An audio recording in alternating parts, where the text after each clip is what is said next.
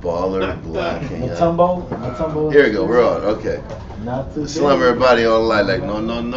Yeah, that's where it is. That's it. With that raspy, overboard voice he's got. I met him in person.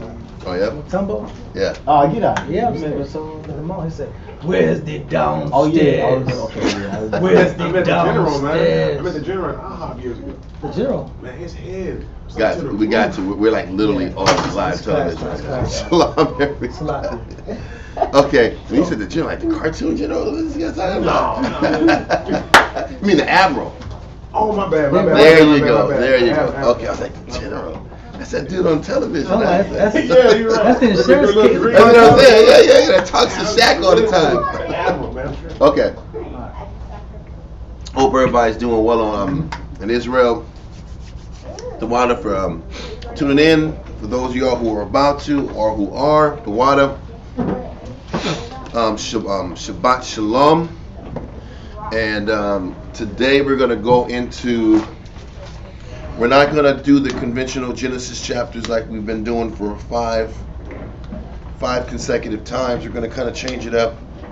We're going to go into the book of Joshua. And we're going to continue to read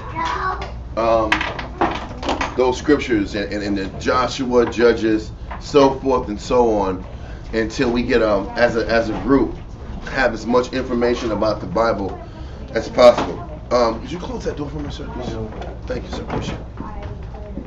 Okay, so the first we're gonna send our prayers up first before we get into the reading. We are gonna need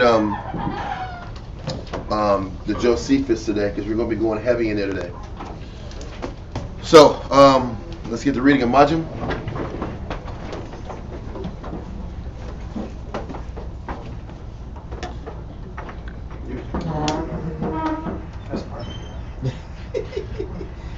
No way, bro. I was gonna sit up and put my fingers on this side. They got sparks coming out of that. How do you cut it off, man? I was like, it keeps flaming, it keeps firing. Okay, so let's do it. Barak Atah Yahweh B'Hashem Yahushai. Barak Atah Yahweh B'Hashem Yahushai. Back it up. Hahawa'ah. Nathanawa. Awar. Zayawam. The water. Aman. Bless you, Yahweh, in the name of Yahushai, that gives us the light this day. Thanks. So be it. Okay.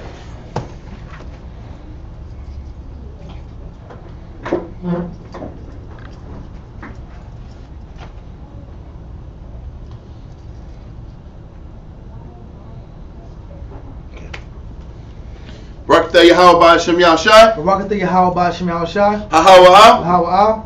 Nathanawa. Rayach. Nayachacha. The water. Aman. Blessed are you, Yahweh, in the name of Yahushai, that gives us sweet savor. Thank you. So be it.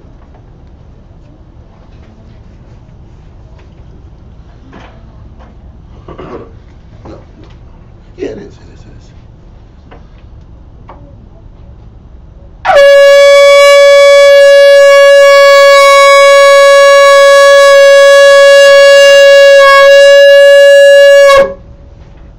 Amajim, Wapanya, Yerushalayim.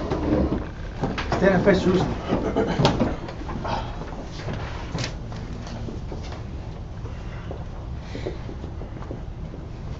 Okay. Barak Atah Yahweh B'Hashem Yahushai. Barak Atah Yahweh B'Hashem Yahushai. Hahawa'ah. Nathanawa. Hashabbat. Bashalom. The water. Aman. Bless you, Yahweh, in the name of Yahushai, that gives us the Sabbath in peace. Thank you, so be it. Okay. Psalms 121. Ainasha. Ayanyamya. Al. Haharyam. Ma'aya. Yabua'ah. Aizoria. Yabua'ah. Ma. Yahweh. Sha'aisha. Shemayim. Wa'aratiza. La'a. Yonathan. Lamawat. Regalia. Yala'a. Nawam. Shashamoya. Hana. Yala'a. Nawam. Wala'a. Yashun. Shashawamar. Yasharala. Yahweh. Shemaiah, Yahweh, Tazariah, Ayel, Benyamia, Yad, Hashemash, Yala'ah, Hakaya, Bayawam, Wala'ah, Halabana, Balayala, Yahweh, Yashemaiah, Makol, Rai, Yashemar, the Pasha, Yahweh, Yashemar, Hawalakia, Wabu'aya, Ma'itha, I will Aman. I will lift up mine eyes into the hills, from which cometh my help. My help cometh from the Lord, which made heaven and earth. He will not suffer thy foot to be moved. He that keepeth thee will not slumber. Behold, he that keepeth Israel shall neither slumber nor sleep. The Lord is thy keeper. The Lord is thy shade upon thy right hand. The sun shall not smite thee by day, nor the moon by night. The Lord shall preserve thee from all evil. He shall preserve thy soul. The Lord shall preserve thy going out and thy coming in, from this time forth and even forevermore. Amen. Israelite Credo. Shema Yashala, Yahweh, Alahayna, Yahweh, Achad. Shema Yashala, Yahweh, Alahayna, Yahweh, Achad. Shema Yashala, Yahweh, Alahayna, Yahweh, Achad. Hear Israel, Yahweh, our power, Yahweh is one. Lord's Prayer. Abanawa, Shabbat Shemayim, Kodash, Hayah, Shemka, Yahweh, Malakwatka, Thaba'ah, Ratazaka, Hayah, Aisha, Ba'arataza, Kawa, Hayah, Bashamayim, Nathalanawa, Lacham, Ko, Yawam, Wasilachanawa, Chawathino, Kasalachino, Chawathino, Wala'ah, Thabianawa, Bonasai 1, Abo, Hawashino, Mayan, Rai, Kaya, Laka, Amalakwat, Waha'ala, Wathaparat, La'ai Walamyam. Amen. Our Father, which art in heaven, hallowed be thy name. Thy kingdom come, thy will be done, on earth as it is in heaven. Give us this day our daily bread, and forgive us our debts, as we forgive our debtors. And lead us not into temptation, but deliver us from evil. For thine is the kingdom, and the power, and the glory, forever. Amen. Ten Commandments. La'ah, Yahaya, Laka, Alahayim, Achayim, Ayah, Panya. Thou shalt have no other powers before me. Number 2. La'ah, Tha'ina, Laka, Pasor, Wala'ah, Tha'ibadam. Thou shalt not make unto thee any graven image, nor serve them. Number 3. La'ah, Thalachwacha, Sham, Yahweh, Bashawa. Thou shalt not take the name of the Lord thy power in vain. 4. Zakar, Hayawam, Hashabat, La Kodashwa. Remember the Sabbath day to keep it holy. Number 5. Kabad, Abaka, Ya'amaka. Honor thy father and thy mother. Number 6. La'ah, Tharataza. Thou shalt not kill, murder. Number 7. La'ah, Thana'a. Thou shalt not commit adultery. Number 8. La'ah, Thagana. Thou shalt not steal. Number 9. La'ah, Tha'ina. Shakur. Thou shalt not bear false witness against thy neighbor. Number 10. La'ah, Thachamat. Ko. Asherah. Lara'aika. Thou shalt not covet anything which is thy neighbor's.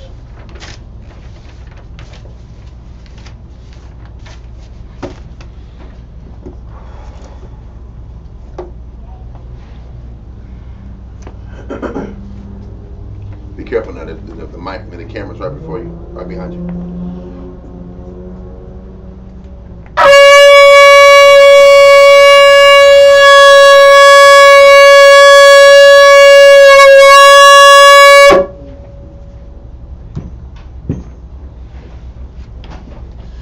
Barakatah Yahweh Ba'Shem Yahushai. Barakatah Yahweh Ba'Shem Yahushai. Hahawa Up. Hahawa Up. Nathon Lanawa. Nathon Lanawa. Hathawara. Hathawara. Blessed are you, Yahweh, in the name of Yahweh Shai, that gives to us the law. Okay. Everybody take a seat. Shah.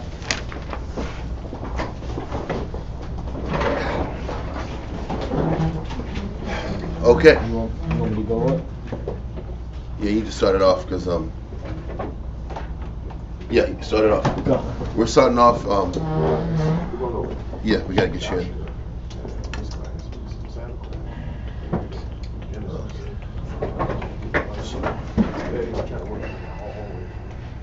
Be careful, you gotta step back a little bit. Come, I got you.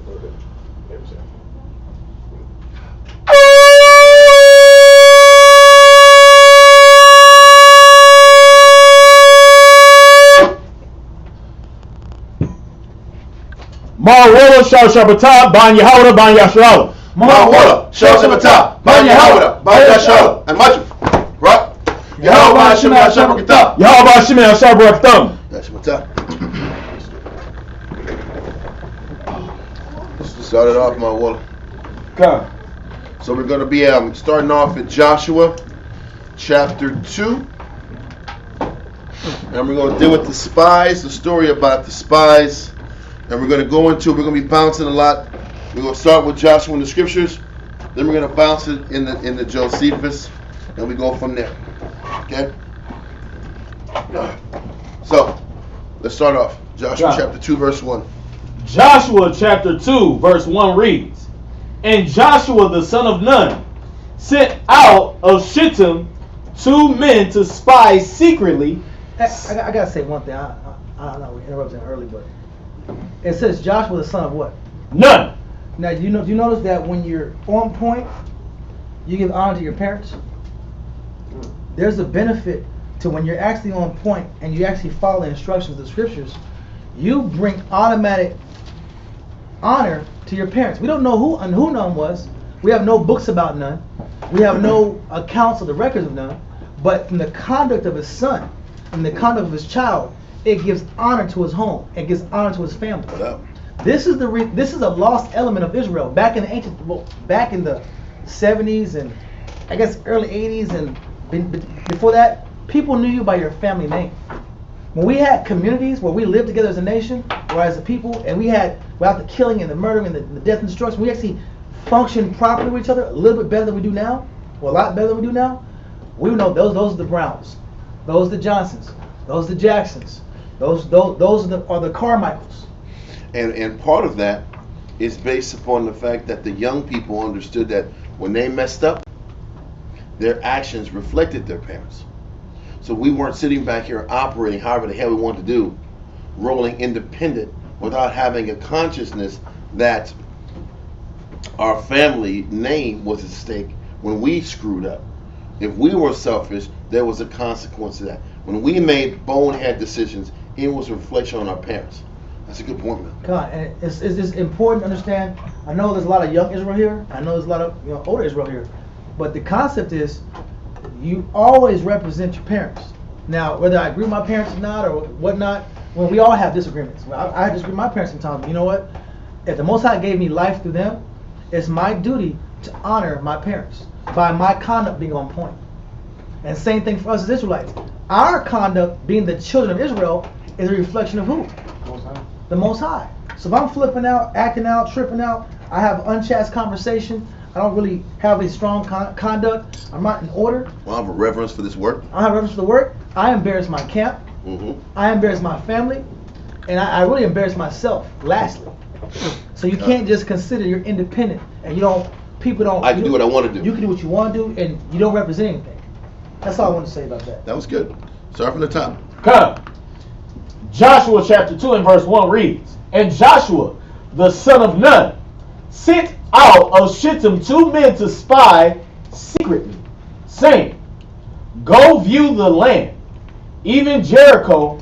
And they went and came into a harlot's house named Rahab, and lodged there. And it was told the king of Jericho, saying, Behold, there came men in hither tonight of the children of Israel. Let me ask you this question. So, are we going to sit here and be religious and say that this man went on a mission and there was no pushback from the other side? We go on missions in Israel. We go on missions all the time. We do endeavors all the time, and we don't expect blowback. We don't expect danger. We don't expect things to have an effect, and we don't expect things to change and shift that challenges us. Even though the intentions were good. Yeah, I had good intentions. These guys were in obedience, but guess what? They made a mission, and guess what happened? The king said, "Listen, man, they got 2 million in your territory." So now there's a search party for them. We don't think in Israel that if we have good intentions that there's blowback from the other end when we do good things. We can't be religious Jews. No doubt. We have to be realistic. This is the scripture showing how realistic the Bible is. Yeah, they went to a mission, and guess what? People saw them. People knew of their presence. Read on. And whatever force is in opposition to what we're doing is not going to just hand us the blessing. Come on. Because a lot of times we think that if we have goals and intentions to do good, I want to be a teacher, I want to be a leader, Yeah. I want to be a good counselor, I want to sit back here and study, I want to learn, I want to be a good wife, I want to be a good sister. You don't think that there's going to be blowback and there's going to be retaliation, there's going to be a fight to actually get to what you want? Life has never been about just you want something, you get it without dedication, sacrifice, and complete commitment. That's just not life. Now hold that verse, and Kariah, give me the Josephus, book 5, Antiquities of the Jews, book 5, paragraph 2. I'm getting these brothers to read now because they got to leave probably within 30 minutes to an hour. You know what chapter, sir? It's chapter 2. Chapter 2. Paragraph 5? No, it's book 5, chapter 2. Yep. Chapter 2. All right, cool. Just the first part. Alright, chapter 2. Antiquity of the Jews, book 5, chapter 2.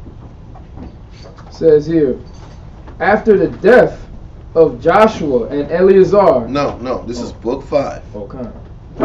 Chapter 1. Oh, chapter Okay, 1. I'm wrong. I said that wrong. No, you good. It's book 5, chapter 1, paragraph 2. Paragraph. That was my mistake. No, you good, though. That was my mistake. Joshua ain't died yet. We ain't read about Joshua. Bad man. Joshua died already. Man, what the hell? The end. The Israelites won. Yeah. Next class. It was easy. That's how. That's the whole point. That's horrible, bro.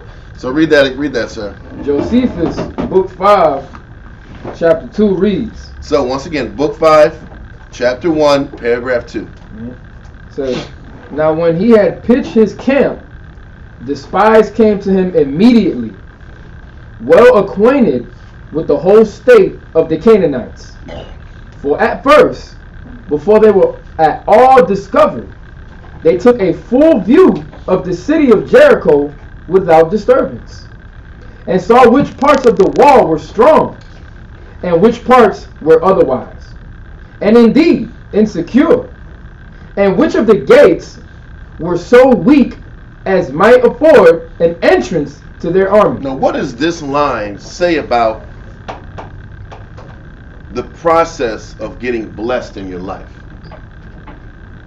It takes work. You're gonna experience things, circumstances that you probably didn't expect to experience. That and it's preparation.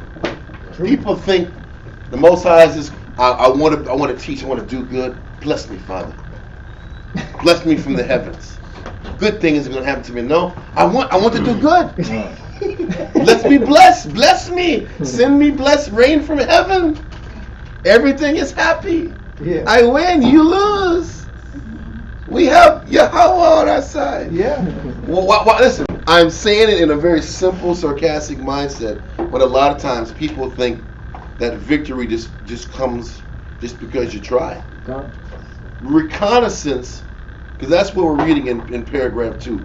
Recon, dedication, the attention to detail. They scoured the entire city, strengths, weaknesses, where the fallibilities in the construction. The attention to detail is still a significant part of success. Don't get it twisted. Just because the Most High is on your side doesn't mean that you don't have to be thorough. I say this all the time because Israel gets very religious. We are very religious. Yeah.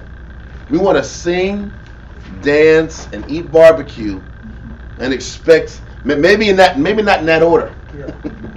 It's different orders. Maybe eat barbecue, then sing and dance. Yeah. And then blessings come to us. That is not how the Most High processes things. That's not how He blesses us. It comes with faith, perseverance, on top of the planning and attention to detail. The funny thing is, they went through all that attention to detail. Well, did the Most High use any of that information? No. He didn't even use it. Yeah. They went to, the centimeter size of the wall is weak here. They did it because the Most High wants them to learn that. But people can't get past how we plan something, we structure something, and it didn't go the way I wanted or desired it to go. It didn't go the way I expected it to go. Yeah, it's what we're spoiled out. That's a spoiled spirit. Even in captains roll like that. Well, I did all this work, and none of my work even was used. And nothing went through it. What? You're just wasting my time? That's how Israel feels. Mm-hmm. But the Most High wants you to obey structure and do things the principal way. But He's still going to be the Most High. Exactly. I still have to listen to the Spirit. And I have to follow. But my point is, I know where you're going with it. Yeah, okay. I just want to clarify that Okay. some people want to be overly logical Yep. and cater too much to the planning and details.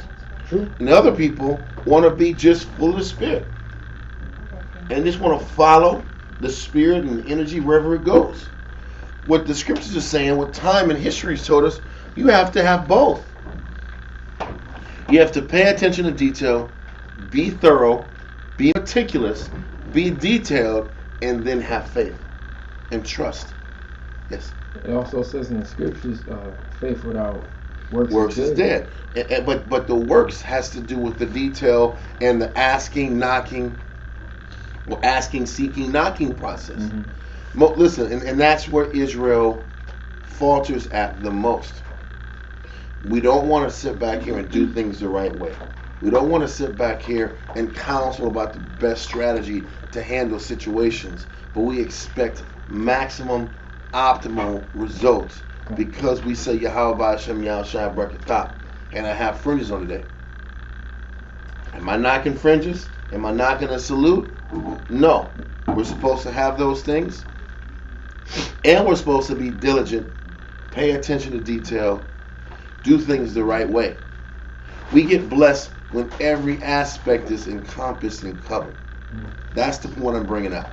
Does that make sense? Because a lot of times Israel will get angry that their sacrifice wasn't received. A lot of times Israel will sit back here, do things half-assed, not thorough, and be mad that they don't get rewarded from brothers, their husband. What it shows is this. I see it all the time. I see it in marriages. Sisters will sit back here and do one or two things solid, but just completely neglect three to four other significant things. And they'll be flabbergasted and dumbfounded as to why their husband isn't happy with them. You're not happy with me. I made the best breakfast. Remember, I gave you strawberries. I gave you blueberries. I gave you the coconut shavings. I gave you what you wanted. It's pretty good. I'm like, that's pretty damn good. Decent. I will be having. Yes. This is good. This is good. Okay, And the house is dirty. you can send though. But I like these shakes. Are you talking crazy sisters? You talking crazy Have sisters? a nasty house, but give me them shakes. Yeah, I want them shakes. That's not how the Most High even does. Listen, baby, it's cool. Go ahead, blender.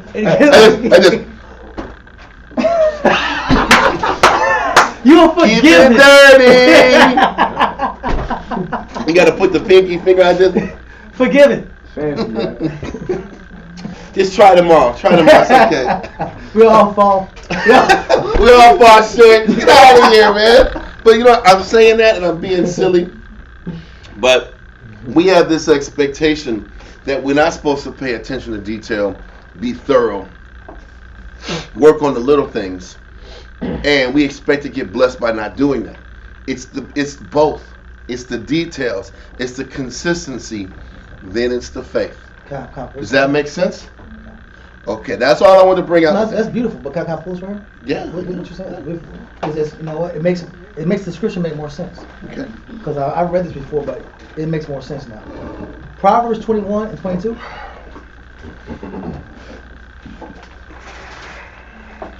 Proverbs 21. To 22. Chapter 21, verse 22. Now it makes more sense. Now the scripture makes more sense. It makes more sense. You get it? Yep. Proverbs chapter 21, verse 22. A wise man. A what? A fool? wise. A fool? No, wise. A wise man. A wise man is a person making the correct decisions and properly applying the Most High's knowledge, right? Based on scripture, right? This person. Well, it's based on scriptures and counsel a lot. Scriptures and counsel. You know why I say that? Because once again, if you just say scriptures, you'll have the individual brother who just wants to read scriptures and figure everything out on his own without the use of counsel, which is foolish. That's not wisdom. Wisdom is a person who can sit back here and get proper counsel, study, read the scriptures, and then put it all together and execute. But keep going. What's your point? Perfect. Read. It says, a wise man. I'm sorry, hold on. 21. 22, right? All right. Mhm. A wise man scaleth the city. A wise man scaleth the city. Let's get scale. 828. Webster. Scale. The fourth point. A ladder. A series of steps. A means of ascending. A wise man's gonna stick to a series of steps. But before you even establish the steps, you have to study to figure out how many steps are needed. Yeah. What do I need to do to accomplish the goal that I'm setting forth to get? And you know, you take that scripture and you connect it with counting the cost. Yeah. How a person has to count a cost before they endeavor into any type of battle or any type of situation. That has a lot to do with goal setting. And goal setting has a lot to do with finding joy and peace of mind in serving the Most High. I see a lot of people serving the Most High, but they don't set goals, and they wonder why they're unhappy. They wonder why they're angry. Because even then they set goals, you know what Israel does? The scale of how to reach whatever mythical kingdom you need is 40 feet. But we'll only sit back here and set a ladder up for 25 feet. That's true. Ladder's too small. So you know what you do? You bust your ass to get 25 feet up and realize, damn, this wasn't high enough. So now you got to go all the way down and recalibrate. But the problem is, well, what if your recalibration mechanism is off? Yeah. How you process things to set goals to get you to where you want to be. I can't accurately judge how high this wall is. And this is where counsel kicks in. Because you can read all the scriptures in the world, you need people who can help show you how to get to where you're trying to get to. So you need scriptures for motivation, but you also need people who are skilled enough to help you get to where you want to get to help show you how hard you have to work, how much you have to dedicate, what you have to invest to get from A to Z. I'm telling you, a lot of Israelites get angry and frustrated with their life because they mismanage their goals. They miscalculate how hard they have to work and how much they have to commit to get what they want. Then they get let down, they get frustrated, and they blame it on the Most High. They blame it on the program. They blame it on the truth. And none of those three excuses are valid. Okay. Yeah, you didn't anticipate. I did not anticipate these situations were going to happen. Yep. Well, in the multitude of counselors, they're safe. The people could have anticipated for you that already experienced it. Exactly. And that's where you need leadership, advice, and counsel coupled with study and work ethic, discipline, and passion to accomplish the things you want in this knowledge in this life. Okay, so to get back to your Proverbs point. This is Proverbs 21 and 22. A wise man scaleth the city of the mighty. Of the mighty, meaning a challenging situation. Joshua sent these two spies, and they're scaling the city. They're observing and seeing what are the proper steps we need to go through to make our warfare to win this battle. I got to know the strengths, the tendencies, the weaknesses of what I'm dealing with. So I can sit back here and come up with a proper, clear solution to deal with this issue. Huh? Yes, sir. Would you call that problem solving? That is problem solving. Troubleshooting is. Troubleshooting, problem solving. But when men don't want to think and process, and there's nothing but strong-willed effort, but no process. But I'm gonna say this: the crazy thing is, this is an issue I've seen with Israel a lot. Even in the process of problem solving or troubleshooting, if you don't ask the right questions, that happens a lot. if you don't sit back here and look for the right things to see that could be a problem, you're gonna bring back a half-assed report, and you're gonna get answers based off of unthorough reporting, and that's gonna be a problem also. You know what I'm saying? Yeah, unclear reports, you get unclear counsel. And then you'll get failed results. He sent 2 people that understood how to break a city down, understood the infrastructure of how to sit back and properly assess problems, how to properly assess how things are done. That's an important thing. Reconnaissance is everything.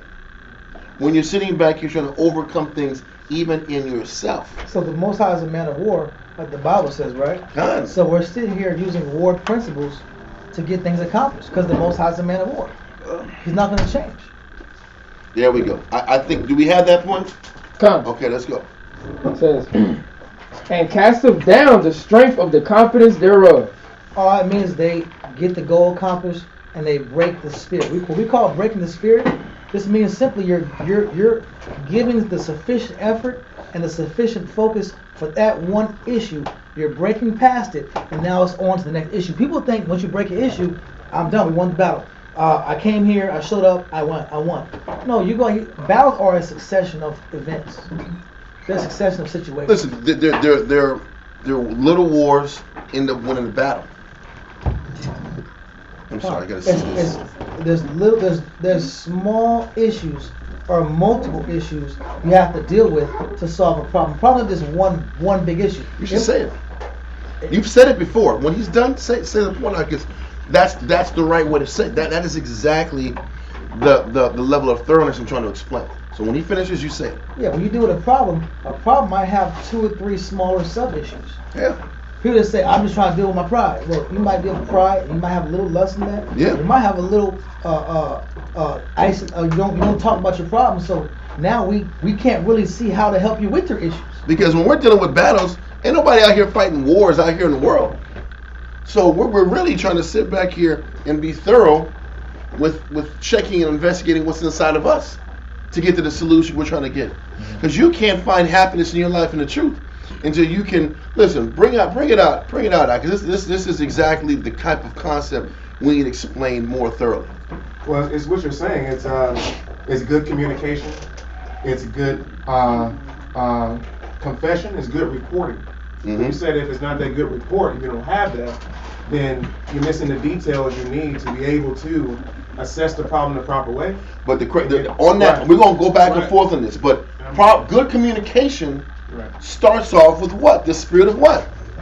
Honesty. That's what I was going to say. Half the problem is the reports are bogus because people are liars.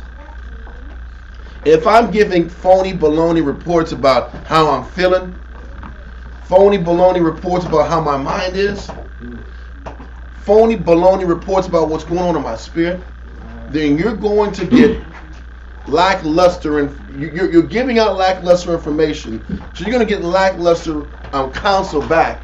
So you'll never get to the core of how to overcome this bear of an issue. This is why we always tell brothers, you have to confess your faults. Mm-hmm. You have to be honest with what's going on with you so you can get proper advice, so you can actually see the benefit of the brotherhood, the benefit of counsel, the benefit of communication. What was you going to say? And in that spirit of good reporting, in the military, they have a concept for that, to make sure they get the detail they need to be able to move to the next agenda, right? That's size. It's a salute report. Mm-hmm. Size, activity, location, unit, time, and equipment. So that covers all the bases. And that's size, activity. Well, first of all, even what size is, what's the magnitude of what's inside of you? What's the name of it? Size, the salute report. I can see it. But the salute report deals with what's the size or the magnitude of what's inside of me. Right. How big is this issue? How long has this issue been dominating me? How long have I had issues with this mindset or this feeling? Because when you're sitting back here and evaluating a person, these are the things you have as a counselor. Yeah. I gotta know. How long have you not been thorough? How long have you sat back here and let anger cloud your vision? How long have you let emotion control you? Oh, this is a whole life thing. Okay, so now I know the size. This is humongous. Now, once I know how humongous a battle is, now I have to start sitting back here and figuring out how to slowly chip away at it. Because you can't sit back here and take an entire army in one battle. Mm-hmm. You have to start finding ways to cripple the opponent. Whether it's, I got to cut down supply lines. Right. I got to cut down water, food. Or let me sit back here and take minor strongholds to build me up to a potent, powerful stronghold. This is how we break. This is how you work on breaking a man, breaking a woman. And what I mean by break, I mean break the negative habits. And that's the root. That activity goes into like the root of the issue. Yeah. What's happening? Where did it come from? When did it start? Mm-hmm. You know what I mean? Or And it just goes. hold on, I'm listening. I'm listening. Well, so the activity still goes into the work that it's going to take down Right. And what have you done about it? to break down this size. What strategies do I have to use now to start chipping away at these flaws inside of myself? How long? Listen, first of all, the size lets you know how long of a job this is going to be. Because people have to be, once again, realistic. People are like, man, I'm still dealing with the same issues. It's been 3 months. Whoa, bro. I mean, let's be real.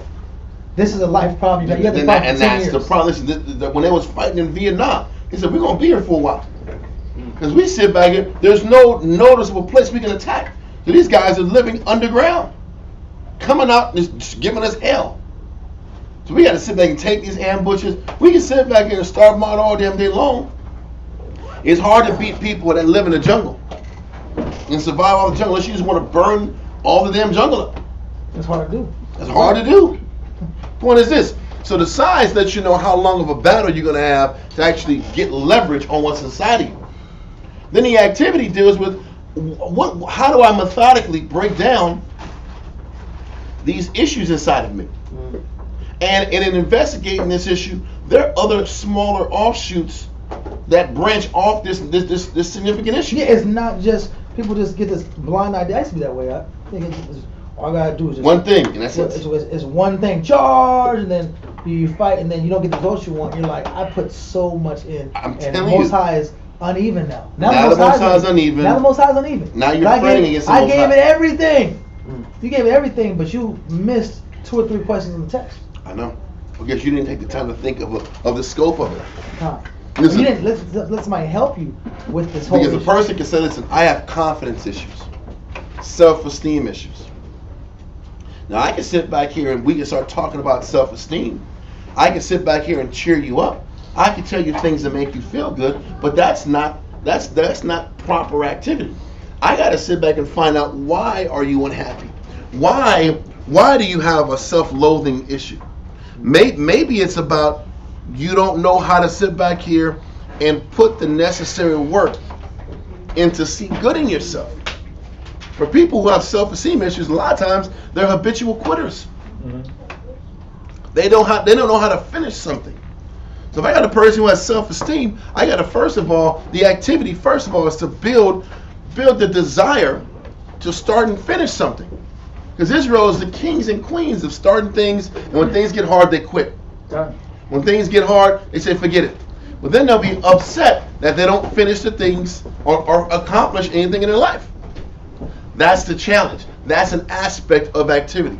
How do I properly attack these things in a person's spirit? Yes, sir? The first step would be recognizing and acknowledging those. Those would be the first steps, and then you'll know the proper steps in order to eliminate that bad habit in your life. Or you might not know it. But if you're honest, you'll have people who can give you the answers. Because I don't know about you, but when man and woman have real issues in their life, there's a blind spot as to how to get themselves out of it. True.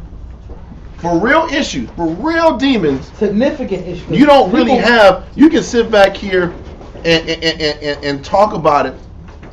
You're not going to have a realistic solution to your problems because it's a blind spot. Because I'm competent in these areas does not necessarily mean you're competent in the area of your weakness. And that's why you need honesty, like you said, honesty first, and then let somebody else come in and show you and give you a clear idea of what you're dealing with. That's why even people that are dropping reports, the generals aren't collecting the reconnaissance. The lower level people are sitting back here getting all their intel and bringing it to the generals, and they have to now take the information and process it the right way, and then lead the armies the right direction based on how they properly interpret the data that's given them. It's no different than teachers.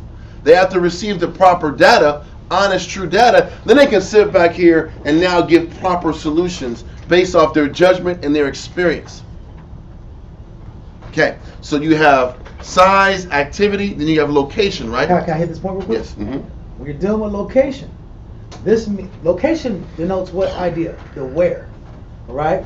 When we're doing our life, yes, at this time from 1 through 3, I get these very negative, depressing thoughts. It's consistently 1 through 3. I'm tired and I'm sleepy and I'm maybe sleep driving, or I'm sitting here and I'm running out of, I can't focus from 3 to 4. That denotes, that shows that you're studying your day thoroughly. You know, when I'm around this kind of person, all of a sudden the spirit of envy jumps on me. Yep. I went to this location, I saw these sets of situations, and then all of a sudden it inspired my envy. And I don't know why I'm dealing with the spirit of envy for the past 3-4 weeks. Well, what location were you at? When did this happen? Mm-hmm. That's what a counselor asked. When did you do this? Well, it happened when this happened. Okay, well, what was there? Okay, you're weak to these spirits. You can't be around people drinking like this. You can't be around people blowing trees, bro. Well, that's my best friend. I try to teach him. Listen, bro, you try to teach him, bro, but if there's trees there and you're weak to trees and you're not strong enough to overcome that circumstance, you can't teach your boy in that location. Yep. Where are you having your battles at? And then another example of where your battles are at. Listen, so if you're fine in the daytime, but at night you're depressed. Yeah. Why are you depressed at night? Yeah. Why are you depressed when you get home? What is it about home that brings you down? Location. What is it about the morning that gives you problems? Where is it that you're the most vulnerable at? Do you get vulnerable when you're around people, or do you get vulnerable when you're away from people? This is the level of depth of questioning that a person has to go to actually properly scale a city, to properly scale your city. Okay? Then we go on to unit. Unit, I would imagine, is Uniform. Okay, your uniform. Yeah, so it's talking about what's essentially like what's dressing the situation, Okay. right? Like what's the nature of it, the characteristics of it, Okay. right? It's just the studying Experience. and the thoroughness, the deeper questioning of what the scenario is Right. and what the circumstances And are. are you dressing it up, Mm-hmm. right? Are you presenting it in a fashion where you may be neglecting Yep. the real issue? Yeah. Or you know what I mean? Or are you like? Because a lot of times we'll sit back here and we'll what's the word I'm trying to find? It's we will look at a situation and underestimate it. Yeah. We'll underestimate the weakness in us. We'll underestimate the negative in us, and it'll end up biting us in the tail. Then we go on to time. How do they break down the time, man? Oh, the time is essentially, okay, how often did this certain activity go on? Yeah. Like what time did you see it? Frequency. What time did you notice it? What's the frequency of it? What's the history of it? Have you built, so basically you're tracking from start to finish. That's we say this all the time, Right. man. You have to track your flaws. What's the frequency rate of your anger and your sadness? If you sit back and study enough, you'll see maybe every 2 weeks, every month you go through these waves and strong emotions of feelings. Every 6 months, when do you start hitting your brick wall spiritually? You're supposed to know this for yourself. And that's the point. I You have want to start escape studying. every 2 months. I want to escape. People think that these spirits and things they have are new every time. No, you have a pattern. You have to learn your pattern. What's your cycle? What's your cycle of insanity? This is really a cycle of insanity. Where does your mind go from I'm cool, I'm happy, then I'm angry, and I just want to sit back here and put hands on people? What turns you to the wolf man? Yeah. What turns you to the person that, hey, what the hell happens? How long does it go from when you're doing this, doing the model wave, and then you start going crazy and bonkers? Because everybody has a time period. Some are shorter than others, some are longer than others. These are the things you have to study.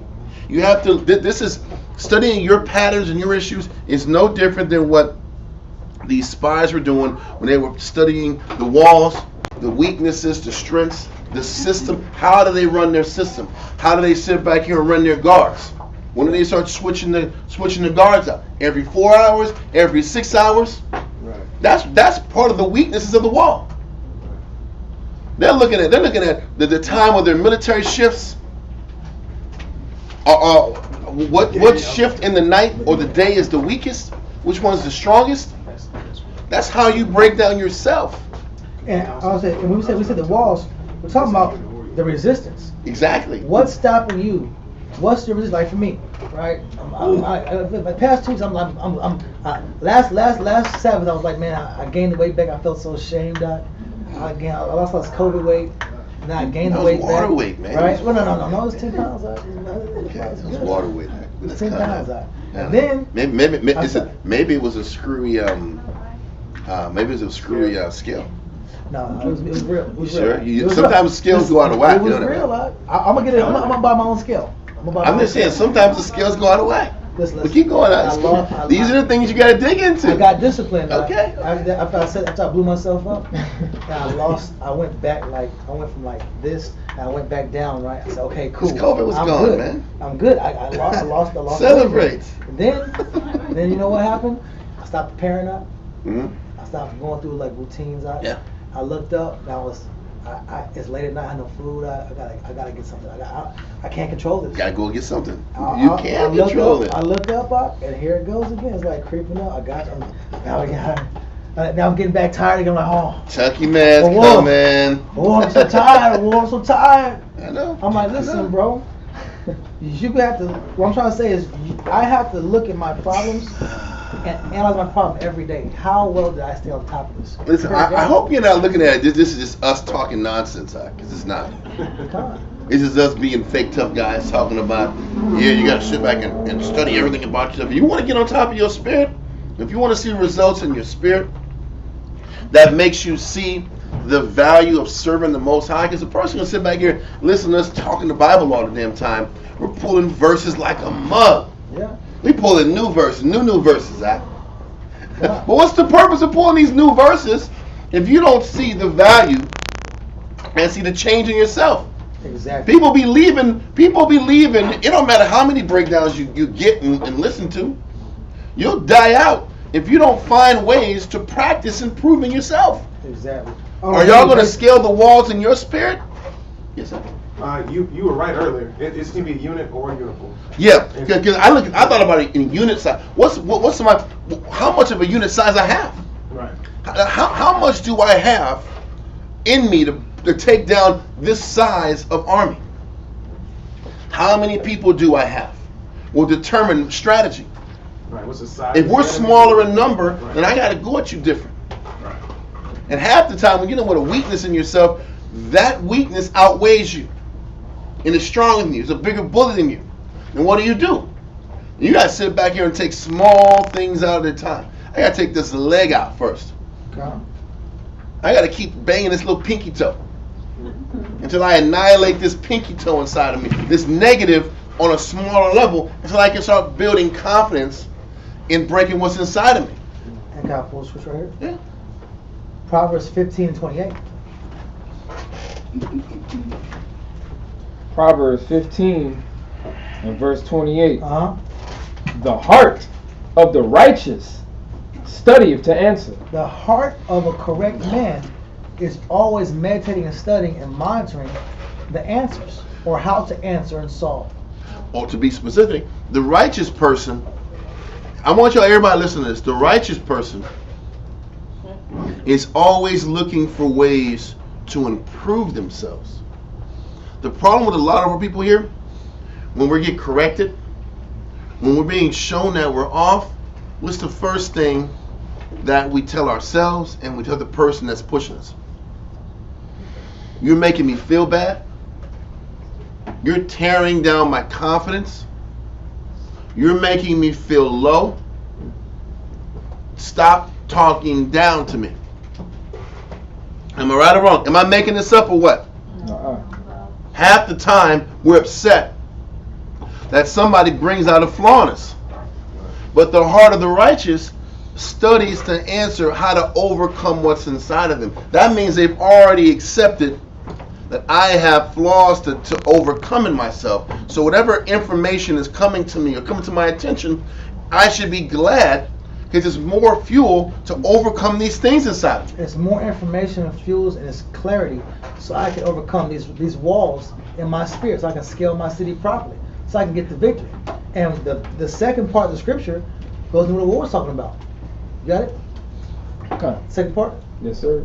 It says, but the mouth of the wicked. But the mouth of the wicked. Read. Poureth out evil things. So the mouth of the wicked, instead of putting the work in to scale an issue, a wicked person, biblically, is going to what? How do you know? You're judging me. Stop judging me. Pours out. You just look. You just want to make me feel bad. The wicked statements or communication is, you're making me feel bad. You're tearing my confidence down. You're attacking my spirit. You're making me feel low. Yeah. Read that last part again in that verse. Yes, sir. It says, but the mouth of the wicked poureth out evil things. But you know what the evil things is? I keep talking back. I get into arguments. I go back and forth with people because I'm tired of you talking about what's inside of me. Mm-hmm. I'm angry that you keep pointing out things in me that I gotta fix. Or that you can see it. Exactly. But the fact you see, you're pointing it out, and I'm angry that you keep pointing out my weakness. Come. That's a wicked mind versus the righteous mind is looking for solutions. You know what it shows you? Some people say they want to change, and some people say they're here to change, but a lot of people aren't here to change. So you really can't get the maximum out of this Israelite experience. And you really don't want to scale these walls. We just want to walk around the walls every day. Yeah. That city's big. Yeah, that's a big ass city. Man, I'm so tired. I'm tired. I don't know why I'm so tired. Because you're walking around this thing and not going through it. Isn't that the fallows that you were talking about? Well, the fallows is talking about that undeveloped land. We don't even want to look at that area. I'm not gonna deal with this. I know this. It's walking around. I'm walking around it, but I'm not going in there. I'm not hacking. I'm not cutting that grass out. Might be snakes in there. There probably will snake. There might be some snakes, and I ain't going in there, man. Shoot, that's too much work. Grass. It's my house, boy. I ain't gonna think about it, man. I'm gonna go over here. This is already clean. Why do that? It's clean over here. Exactly. What was your statement? You got a hand up? Yeah, I was gonna say it's funny that y'all say that, because in the class on how to gain back what we lost, we was going over the cockatrice eggs, and how when we believe and muttered perverseness as well, we just complain about certain things and we keep believing these lies. And the cockatrice was an imaginary animal. Right. It was an imaginary serpent. Serpent. So we have these imaginary poisonous thoughts about how life is, how I'm the victim. You know what a cockatrice is? I'm a victim. Everywhere I look around, I'm a victim. It's always somebody else's fault. Yeah. It's never me. It's either Esau. There's never one culprit. Right? It's Esau's fault. Right? Everything is Esau's fault. Or it's Israel in the knowledge with you, or it's the wicked man out here in the world. It's Esau. It's Jake. Or the spirits. Or spirits, man. It's never. Maybe you're bringing the spirits with you. You're attracting the spirits. Or you're bringing them with you. They're hanging with you. They're with you. So we love this guy, man. He always he doesn't never cast us out. Yeah. Let's bring some more, my friend. Hey, the party's over here. Doubt, get your ass over here, Doubt. He doesn't Come on, Doubt. He ain't finna cast you Come out. on through. He ain't ready. He wants more people to doubt. Come on. Y'all get the point. That's the point. Okay, so did you have more? Yeah, one more. Oh, there's one more. What the salute? It's equipment, right? Equipment is pretty much what does the enemy have that they can use against you? Gun. Your fears, your doubts. It's like, what does the enemy have? What leverage does the enemy have against you? Self-confidence. Then I got a quitter. Then the enemy, a quitting spirit. The enemy is, I don't have any confidence in myself. So you have to neutralize a quitting spirit. I have to help somebody attain victories in their own battle. Small victories. So they can feel good about themselves, so that they can keep fighting and doing things right. Hey, clean hands making the man stronger and stronger. You have to teach a person how to keep their hands clean and how to get strong in it. That's how you nurture a person's spirit. Yeah. And that's how you build them up so they can gain enough confidence to start fighting it on their own. Because it's not good enough that a war totem. They have to see the Spirit work through them. With counsel, obviously, but they have to cross these paths. Or it's never going to stick. Can I put one more? That salute thing is good. I hope y'all wrote that down. Because that salute report.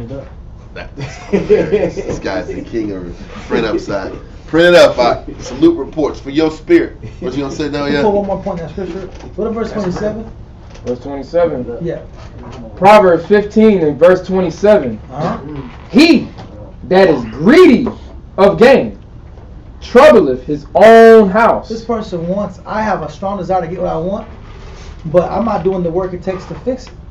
I want, it's like people, they want things, I want, but I'm not willing to go through the proper process. So then, in the end of the process, at the end of the situation, now I'm upset in my mind. My house is my mind. Now I'm dejected. Now I got self-hatred. Now I'm mad. I want this, but I don't go through any process to get it done. And the end result is self-hatred and really depression and crazy thoughts. And self-loathing. But I want something. Listen, you want this. What makes it greedy is you're not willing to put the work in to get it. Yeah. So you are greedy. You want something for nothing. Yeah, you want something. There you go. That's perfect, guy. I want something for nothing. That's going to trouble your mind and your spirit. Listen, if a person wants peace, you have to go to war before you even have peace. Come. And that's the truth. Anyway. And last point, and I'm done. It says, but he that hateth gifts shall live. He that hateth gifts. You know what gifts are? The ease and the comfort. That's the gift we all crave, God. I just want to soak in my issues. I just want to see here somebody tell me it's going to be okay. Pat me in the back, tell me it's going to smile. It's going to be all good. Smile at me and tell me sweet lies. Right? Those are gifts. And when you read the sweet lies and excuses, guess what? You're not going to sit here and get the life out of this truth. You're not going to get the benefits of the work. You're going to get the benefits of your own works. Yep. Because I'm heeding to sweet lies and comfort. That's it for that point. So let's get back to Josephus. Book 5, chapter 1, paragraph 2. Let's go paragraph 2 from the top again. Okay. It says, now when he had pitched his camp, the spies came to him immediately, well acquainted with the whole state of the Canaanites. For at first, before they were at all discovered, they took a full view of the city of Jericho without disturbance, and saw which parts of the wall were strong, and which parts were otherwise, and indeed insecure, and which of the gates were so weak and might afford an entrance to their army. Now those that met them took no notice of them when they saw them, and supposed they were only strangers, who used to be very curious in observing everything in the city. You see how meticulous they were, though. Like, you know, these two dudes just looking around, checking everything out, talking. Yeah. See that? I see that. And but they're thorough in the whole process. And now people are trying to catch up to them. Like, wow, these guys, yeah, they're strangers, but they're looking at everything. They're walking around everything. Spies. Eventually, they're gonna figure it out. Oh, They keep going. Yeah, that's what they thought initially. Why are you at the gate for so long, nigga? Why you at the gate doing this pointing? Oh my God. yeah. Nice Spider-Man. But keep going. And did not take them for enemies. Mm-hmm. But at even they retired to a certain inn that was near to the wall. So they went to the telly right next to the wall. They got a window at it. They looking at that shit at night.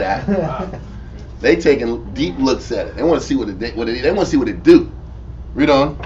Whither they went to eat their supper, which supper when they had done, and were considering how to get away. Information was given to the king as he was at supper, that there were some persons come from the Hebrews' camp to view the city of spies. They're like, man, they coming to get us. Read on. And that they were in the inn kept by Rahab, and were very solicitous that they might not be discovered. So he sent immediately some to them, and commanded to catch them, and bring them to him, that he might examine them by torture. They weren't going to talk to him, man. Keep going. And learn their business was there. As soon as Rahab understood that these messengers were coming, she hid the spies under stalks of flax, which were laid to dry on the top of her house, and said to the messengers that were sent by the king, that certain unknown strangers had supped under the little before sunsetting. He said, supped with her Supped. a little before sunsetting. And were gone away, who might easily be taken. If there were any terror to the city, or likely to bring any danger to the king. So these messengers, being thus deluded by the woman, and suspecting no imposition. So she calmed down or diluted their concerns. Yeah. Okay, read on. Went their ways without so much as searching the inn. But they immediately pursued them along those roads which they most probably supposed them to have gone, and those particularly which led to the river, but could hear no tidings of them. So they left off the pains of any further pursuit. But when the tumult was over, Rahab brought the men down and desired them as soon as they should have obtained possession of the land of Canaan, when it would be in their power to make her amends for her preservation of them, preservation of them, to remember what danger she had undergone for their sakes, for that if she had been caught concealing them, she could not have escaped a terrible destruction. She and all her family with her, and so bid them go home, and desired them to swear to her preserve her. To swear to her to preserve her and her family when they should take the city and destroy all its inhabitants. So Rahab was like, listen, I looked after y'all. Look after me and my family when you guys come and wreck this and destroy this place. Because I know the Most High is with you. Look after me like I looked after y'all. Okay, read on. As they had decreed to do. For so far, she said, she had been assured by those divine miracles of which she had been informed. So these spies acknowledged that they owed her thanks for what she had done already. I think you might went to a couple times before. We're not always aware of the miracles the Most High is working in our favor. Yeah, we can't see that. Yep. You can't see the Most High is working on somebody's mind for you. Well, but that was why I said that when you're sitting back here and you're trying to understand the ways of the Most High, people think you can be overly mystical and not thorough, or you can be thorough and technical and robotic and can micromanage everything and not have to trust and have faith. They did everything right to do proper reconnaissance, and their life was still at stake, and the Most High had to deliver them. That's the lesson I saw. You got to do everything right and then wait on the Most High. That's crazy, but it's real. But that's the lesson. But people, I don't think people really grasp that concept. People do things 70% right, and then they're waiting, and they're wondering why they don't get no blessings. Where's the Lord? I gave my all. No, you didn't. You weren't thorough. You didn't do everything you're supposed to do because the Most High is fair and just. Mm-hmm. So go, listen. So the wall is 40 feet high. You built it to 30. Go all the way down, shimmy down, and go back to the drawing board and rebuild this thing the right way. I'm gonna tell you something. It's humiliating sometimes because people are watching you fight your battles. That's another thing too. People are watching you endeavor in your issues. Another mistake. Listen, back to He drawing. didn't do it. Back. There's always gonna be Not some. good enough. There always be someone on the outside looking at your failures when they got failures. There's always people that sit here and point out your flaws and schisms and issues and point a finger at you. Because misery loves company. There's always somebody. I'm not gonna be the only failure here. See, he failed too. Yeah, they because they don't have the courage to go their course and make their failures to get the goal accomplished. Mm-hmm. They almost absorb their whole entire life is about critiquing the righteous side. Mm-hmm. And if you're a righteous man, you have to sit here. A part of the game of being righteous is being critiqued by quitters and failures. No doubt. Hate to say that.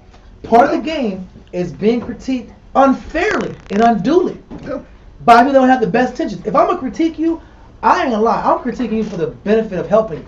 But there are people that critique and their desire is not to help. Yep. And so we have to understand, in any endeavor you fight, in any spiritual battle you fight, you have what people in the world call them haters. But in the spirit, it's just this is the territory you're in. When you're fighting a battle, you have to expect people to resist you. Now, you can't overly absorb your mind into other people's resistance. That is a distraction. Mm-hmm. If you're a married woman and other women are talking down about your marriage and how you come you gotta submit, they're a distraction. You have to look at these women. These women are a distraction. If you're a brother in the truth, you're trying to grind and get better, and men are mocking the fact that you're submitting and getting on point. You're sharp. You know, a little too many Bible scriptures. What those little funny fringes you're wearing? Oh, you're with those guys again. Oh, I guess you're following orders today. Listen. They are distractions from your process. You have to identify them as such. Is that clear? Yeah. Read on.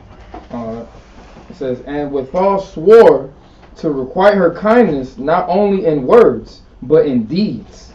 But they gave her this advice, that when she should perceive that the city was about to be taken, she should put her goods and all her family by way of security in her inn, and to hang out scarlet threads before her doors. To look out for her. They had The scarlet, information was there. Not the information, but the rag or whatever. This is the place you don't destroy. Because by the time that these walls fall, it's going to be a killing fest. bloodbath. So let's have this scarlet joint right here. So that's the place we don't murder. The murder show will not happen here. And it goes The revolution will not be televised. It goes to God's point too. People don't want to hear it, but the nations that are assisting you out, listen. All the nations are wicked. Yeah, they're this and that. But we're not supposed to be beasts and be brutish with everybody. Let's be ambassadors. Listen, you're going to read the scripture says that Rahab and her family were allowed to stay with the Jews their whole time.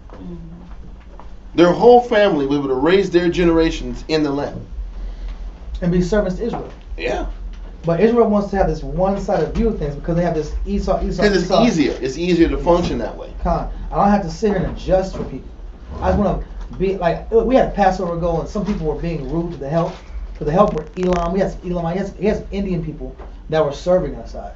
And we started getting reports of people being assholes to the servants. But they're servants at our Passover. They're amazing at our garments. Yeah. They're sitting here praising us. Yeah. People are praising you and assisting you, and you're being an asshole to them.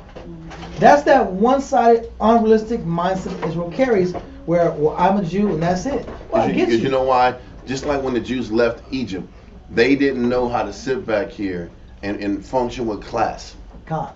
They were slaves, so now they're going to step on toes, as many toes they need to redeem themselves at.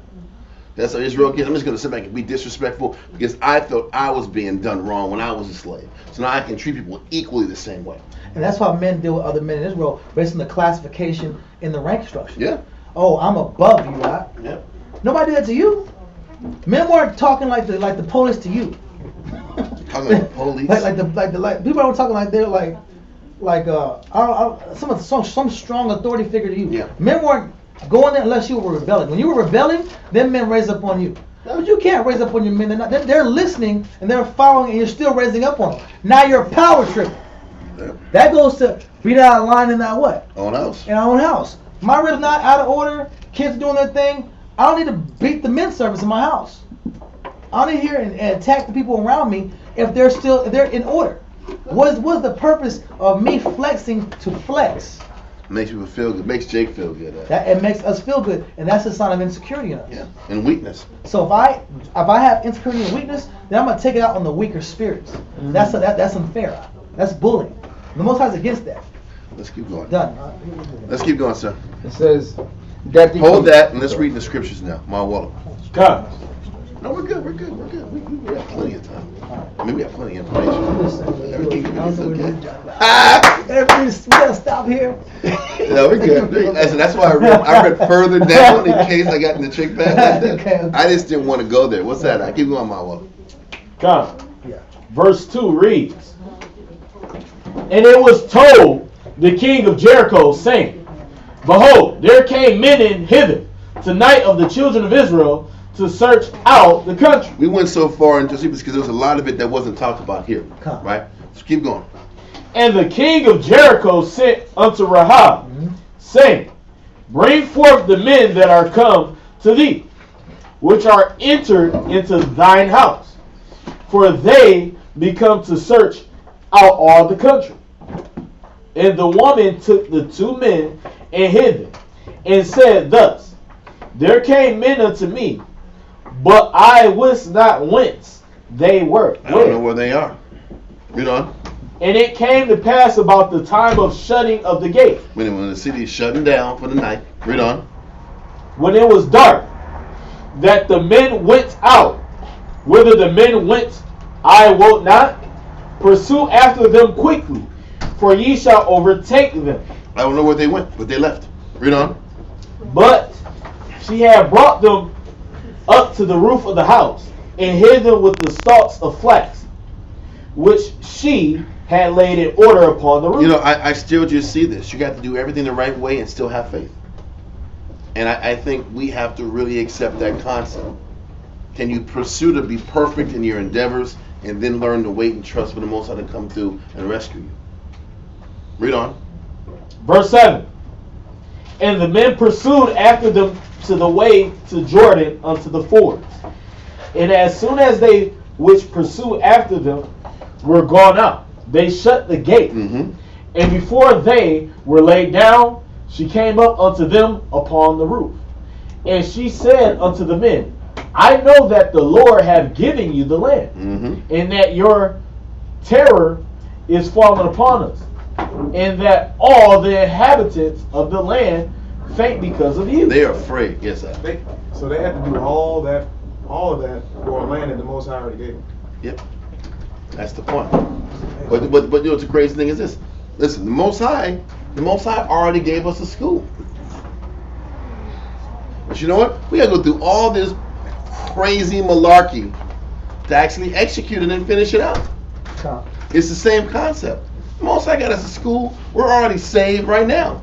But that don't mean when this end times comes, we ain't gonna have to sweat where we're gonna get our meals at. And water and provisions. Right. He's given us everything, but we still have to go through the process.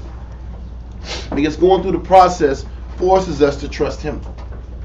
Forces us to cleave to Him. So we're never out of the clear. We're never out of the clear because we have to keep proving to the Most High that we're worthy of what we're about to get. And you know what people hate? Because we have to earn it. People have this religious mindset that you don't have to earn salvation. You don't have to earn blessings. You don't have to earn good things coming your way. You have to earn it, man. By character building circumstances. Somebody had a statement to say. No, It was you. I like what you said, bro. It's because we have to earn our blessing. We have to earn the Most High with us. We have to earn rewards. But I want to bring up the point that people hate the fact that they always have to live by faith. I know. We want there to be this one big Cataclysmic scenario. And I was that way too. I wanted to be one situation. I accomplished the goal. I did it. No more faith battles. We won. I proved I had faith. I proved it already. People I have that showed mindset. the Lord I believe. Yeah. You look up 2 months later, you got another faith battle. I just did this. And it's like that. It's like the house is never clean. You gotta keep cleaning and cleaning and cleaning and cleaning and cleaning and fixing and fixing and fixing and fixing and showing you have faith and then proving you have faith and then proving you have faith and proving you have faith.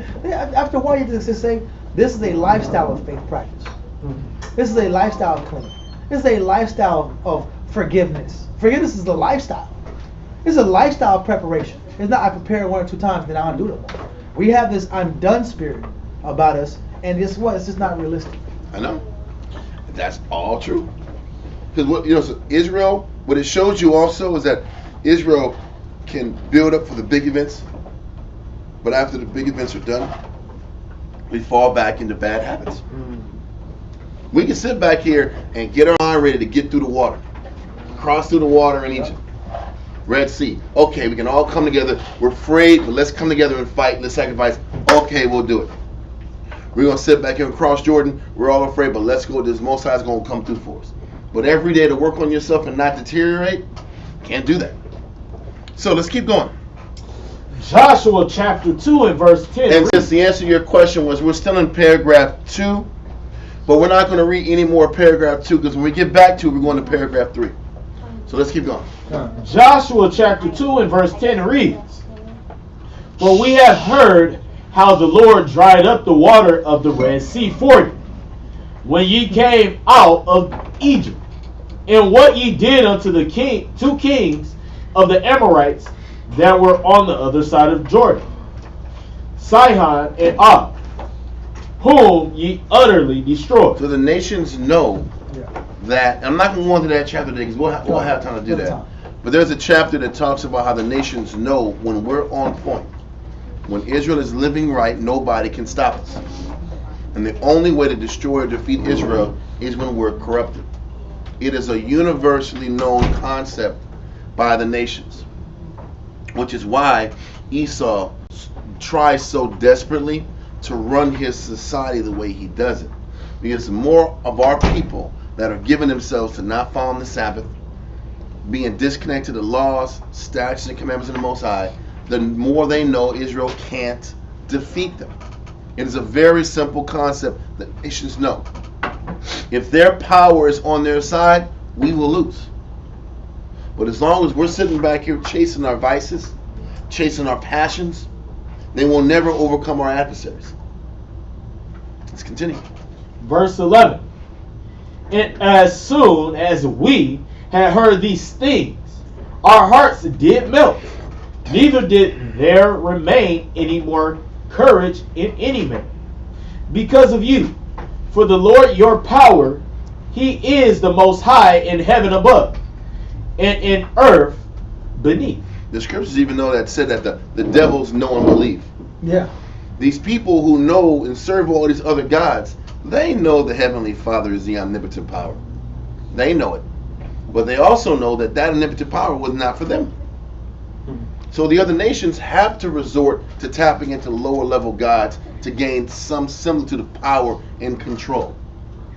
We're the only ones that are jealous of those lower level gods, even though the greatest power of all is there for us at our disposal, if we're in order. Read on. Verse 12.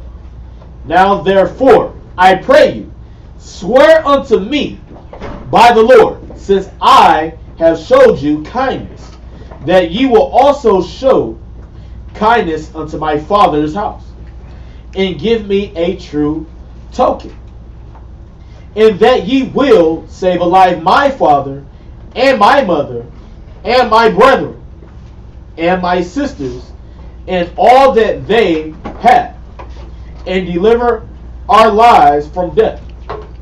And the men answered her, our life for yours. If ye utter not this, our business. If you keep your mouth shut, we'll cover you on the back end. Read on. And it shall be, when the Lord hath given us the land, that we will deal kindly and truly with thee. Mm-hmm. Then she let them down by a cord through the window, for her house was upon the town wall, and she dwelt upon the wall. And she said unto them, It's crazy.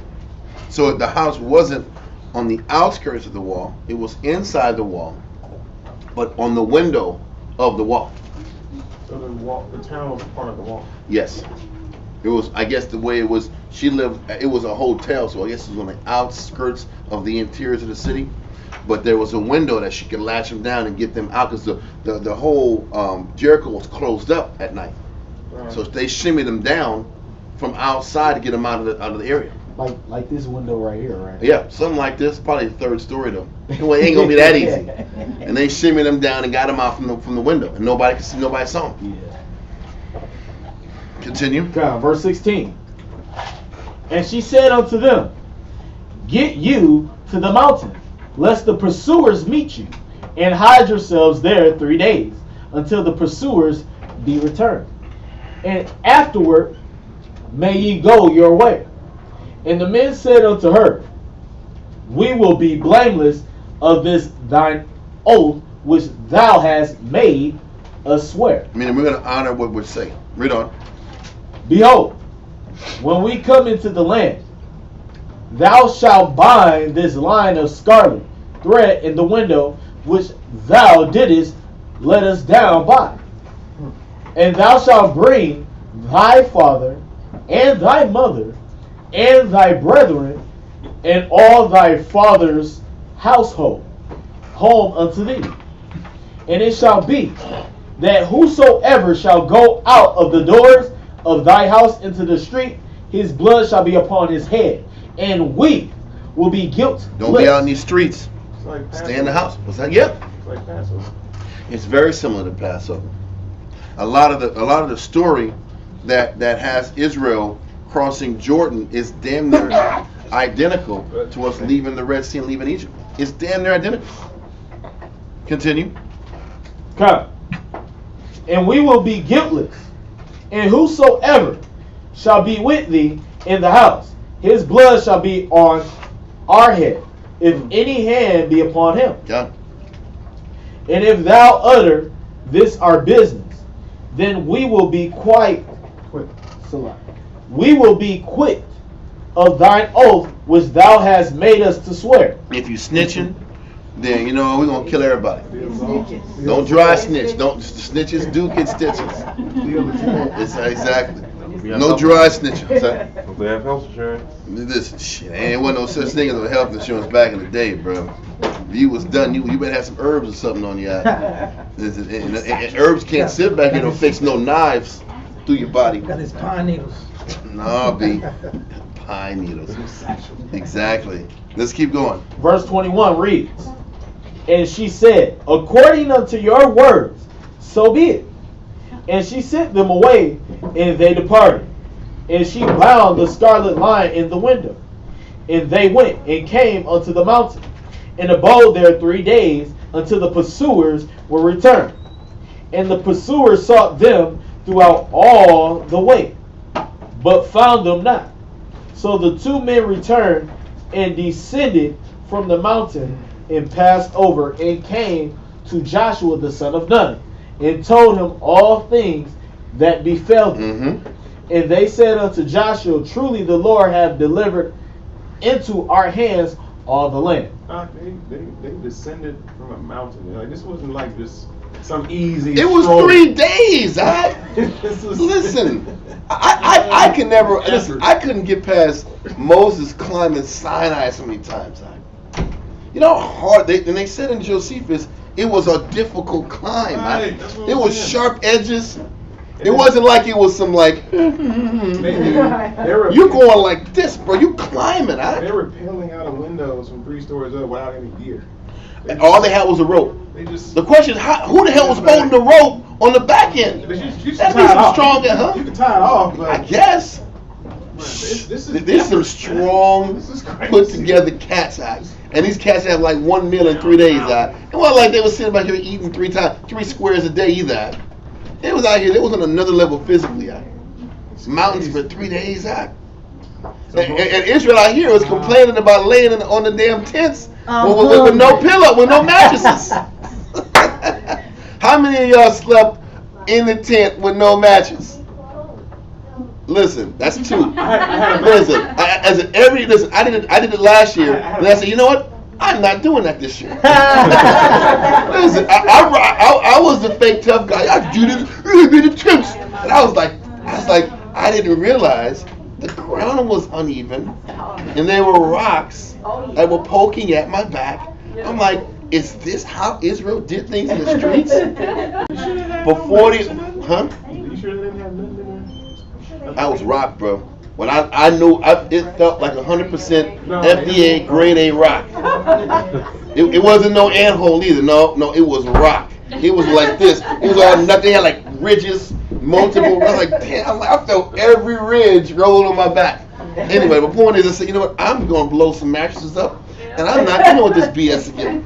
So we did conduct ourselves like a military. Yeah. And we were soldiers. And we were tough and mentally tough and rugged. Right. Bro, we all domesticated. We got ACs in there. I ain't the ones and stuff. I'm not gonna name names. No names shall be brought out. No names shall be exposed. Anyway. I'm not even clowning. I'm not even tripping. It's all love. I had a little air blown on me too on the outside too, so it felt good. I understood why. So it was cold at night. I'm talking about the daytime, bro, when it was hot time. It was hot, right. Yeah, exactly. So it's all good. Ain't nobody tripping. Spritz fan. Exactly. That's the other thing. Okay, so let's continue, man. Truly, the Lord had delivered into our hands all the land, for even all the inhabitants of the country do faint because of us. He says the whole nation is afraid, and they know we're coming for them. Now the next thing is going to be is just getting over this damn water. Okay, Koriah. Sir. Paragraph 3, Book 5, Chapter 1, Paragraph 3. Josephus, Book 5, Chapter 1, Paragraph 3. Now while Joshua, the commander, was in fear about their passing over Jordan. Listen, what it also shows you is that even leaders are afraid. Even leaders don't always have the answers, and they have to live by faith. It gets to a point where thinking and planning goes so far, and you have to live by faith. And from reading this also, I've learned, and it's a reminder almost that every leader has a battle or christening of the Spirit that they have to go through to confirm to themselves that the Most High is with them. Mm-hmm. And this is that situation right here where Joshua is confirmed to be the all-out leader of his people. Okay? And he had to go through these circumstances to prove so the nation can see it and for him to know it deep down in his heart too. But there was genuine concern about Israel crossing over the Jordan River. When you sit back here and think about the Jordan River, you think about crossing over just some Rudy Poot water that's maybe like an ankle deep, calf deep. We're going to read about this damn water real quick. It's not even how it is now, right? And where it looks now, it looks like it's nothing. I believe me, I checked. I said, this ain't no damn water. This is garbage. That's like going over one of them damn rivers in Blanco. It's nothing, man. Well, let's keep going. For the river ran with a strong current. The river ran with a strong current. Now, listen, I'm not like some Huck Finn type cat. I don't know about all these currents, rivers, but I tell you what, when I think of a river with a strong current, I think of the Mississippi. I think the ocean. I think of the goddamn Mississippi. You ever seen the Mississippi River? You ever driven by it? First of all, it's brown. Like, why the hell is this damn river brown? And then you start seeing the waters are like rushing in and going different directions inside the water. So you're getting a whole nation to cross a river that has crazy strong currents. It's called rapids. Rappers, exactly. That's more scary of a word. White caps. Rappers will jack you up. If you go into the ocean, just walking into it, just like leisure, it ain't really got nothing popping off in there. It's the slightest wave is still knock you over. Yes, that's a fact. You be in the ocean, you're here chilling, and all of a sudden, and you're moving. You're moving. There's no doubt about that, and it's scary. That is scary. So now he's saying this is what it's going to say also in this is that the currents were overflowing during the spring season. So this was a scary, formidable set of circumstances that Joshua had to get Israel through. Listen, you don't want to go in those little storm drains. You know Jay don't want to swim in the water. You know Jay don't be messing with those in the desert for 40 years. Who knew how to swim? You was raised in the damn desert. Who knew how to swim? That's a good point. Can't just pass it down in genetics. Yeah, doggy paddle, y'all. Everybody doggy paddle. ASAP. It's not gonna work, bro. It's not gonna work. Or everybody just float. Shit, you in trouble. You in trouble. Just move your feet a little bit. You got gear. I know you have gold, you have provisions, you have animals. Children. I know babies. Newborns. That's my point. This was a scary undertaking, just like crossing the Red Sea was fearful. We have cattle too? Yeah. We have cattle too. We had everything. God. Let's continue. And could not be passed over with bridges, for there never had been bridges laid over it hitherto. And while he suspected that if he should attempt to make a bridge, that their enemies would not afford him time to perfect it. And for ferry boats they had none, for the Most High promised so to dispose of the river that they might pass over it, and that by taking away the main part of its waters. So he said, I'm gonna see if I can get you through by taking the main part of the waters away. Read on. So Joshua, after 2 days, caused the army and the whole multitude to pass over in their manner following. So now we're going to read the scriptures. It's paragraph. Chapter 3, verse 1. God. Joshua chapter 3 and verse 1 reads, And Joshua rose early in the morning, and they removed from Shittim and came to Jordan, he and all the children of Israel, and lodged there before they passed over. What you gonna say? I'm so sorry. If you look at the main part of a river, it says the source of a river can be found on the upper course. The land is usually high and mountainous, and the river has a steep gradient with fast flowing water. That's the source of the river, the main part of the river. And that was an area that had to get crossed. Right, and that's about part of the north side. He'll stop. It's amazing. Bro, listen, it's beyond logic how it can get done. That's why I said half the battle is doing all the preparation you need, and then the other half the battle is to have faith that's going to come through, even though you thought as much as you can to figure it out. Let's keep going. And lodged there before they passed over.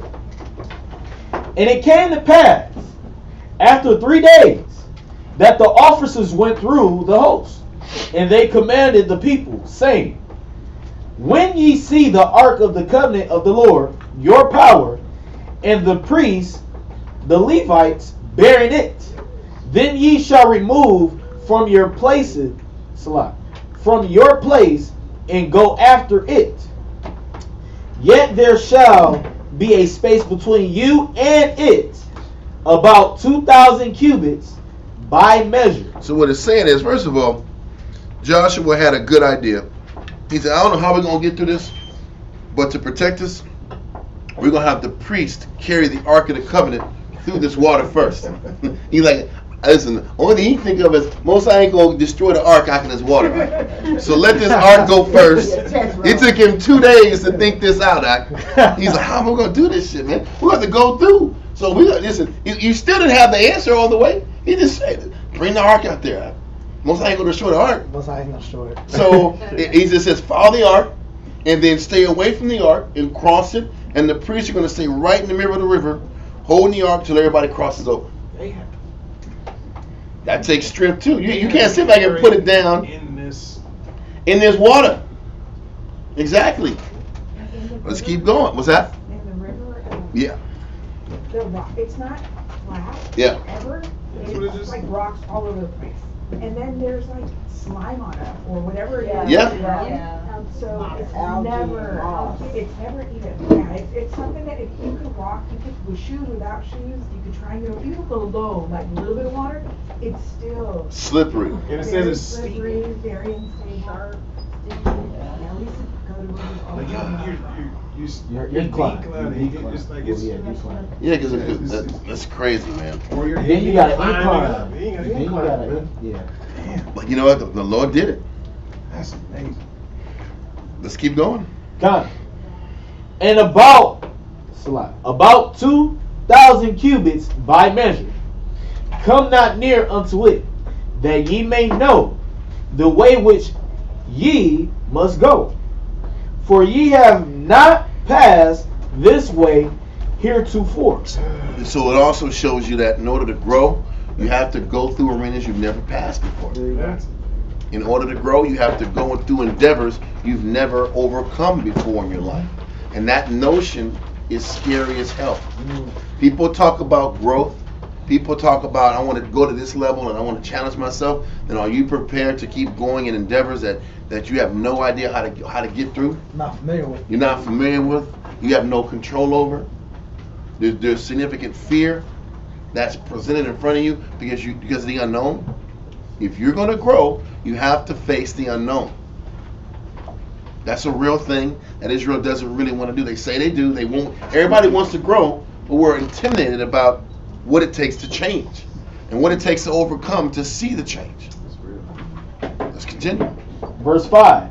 And Joshua said unto the people, Sanctify yourselves, for tomorrow the Lord will do wonders among you. Mm-hmm. And Joshua spake unto the priests, saying, Take up the ark of the covenant and pass over before the people. And they took up the ark of the covenant and went before the people. And the Lord said unto Joshua, This day will I begin to magnify thee in the sight of all Israel. And once again, it also it talks about how the fact that a leader has to get christened in his growth by leading his people through difficult scenarios. That's how every leader is christened. Read on. Come. Magnify thee in the sight of all Israel, that they may know that as I was with Moses, so I will be with thee. And thou shalt command the priests that bear the ark of the covenant, saying, When ye are come to the brink of the water of Jordan, ye shall stand still in Jordan. And Joshua said unto the children of Israel, Come hither, and hear the words of the Lord your power. And Joshua said, Hereby ye shall know that the living power is among you, and that he will without fail drive out from before you the Canaanites, and the Hittites, and the Hivites, and the Perizzites, and the Girgashites, and the Amorites, and the Jebusites. Behold, the ark of the covenant of the Lord of all the earth passeth over before you into Jordan. Now therefore take you 12 men out of the tribes of Israel, out of every tribe a man. Mm-hmm. And it shall come to pass, as soon as the soles of the feet of the priests that bear the ark of the Lord of all the earth, shall rest in the waters of Jordan, that the waters of Jordan shall be cut off from the waters that come down from above, that they, and they shall stand upon an heap.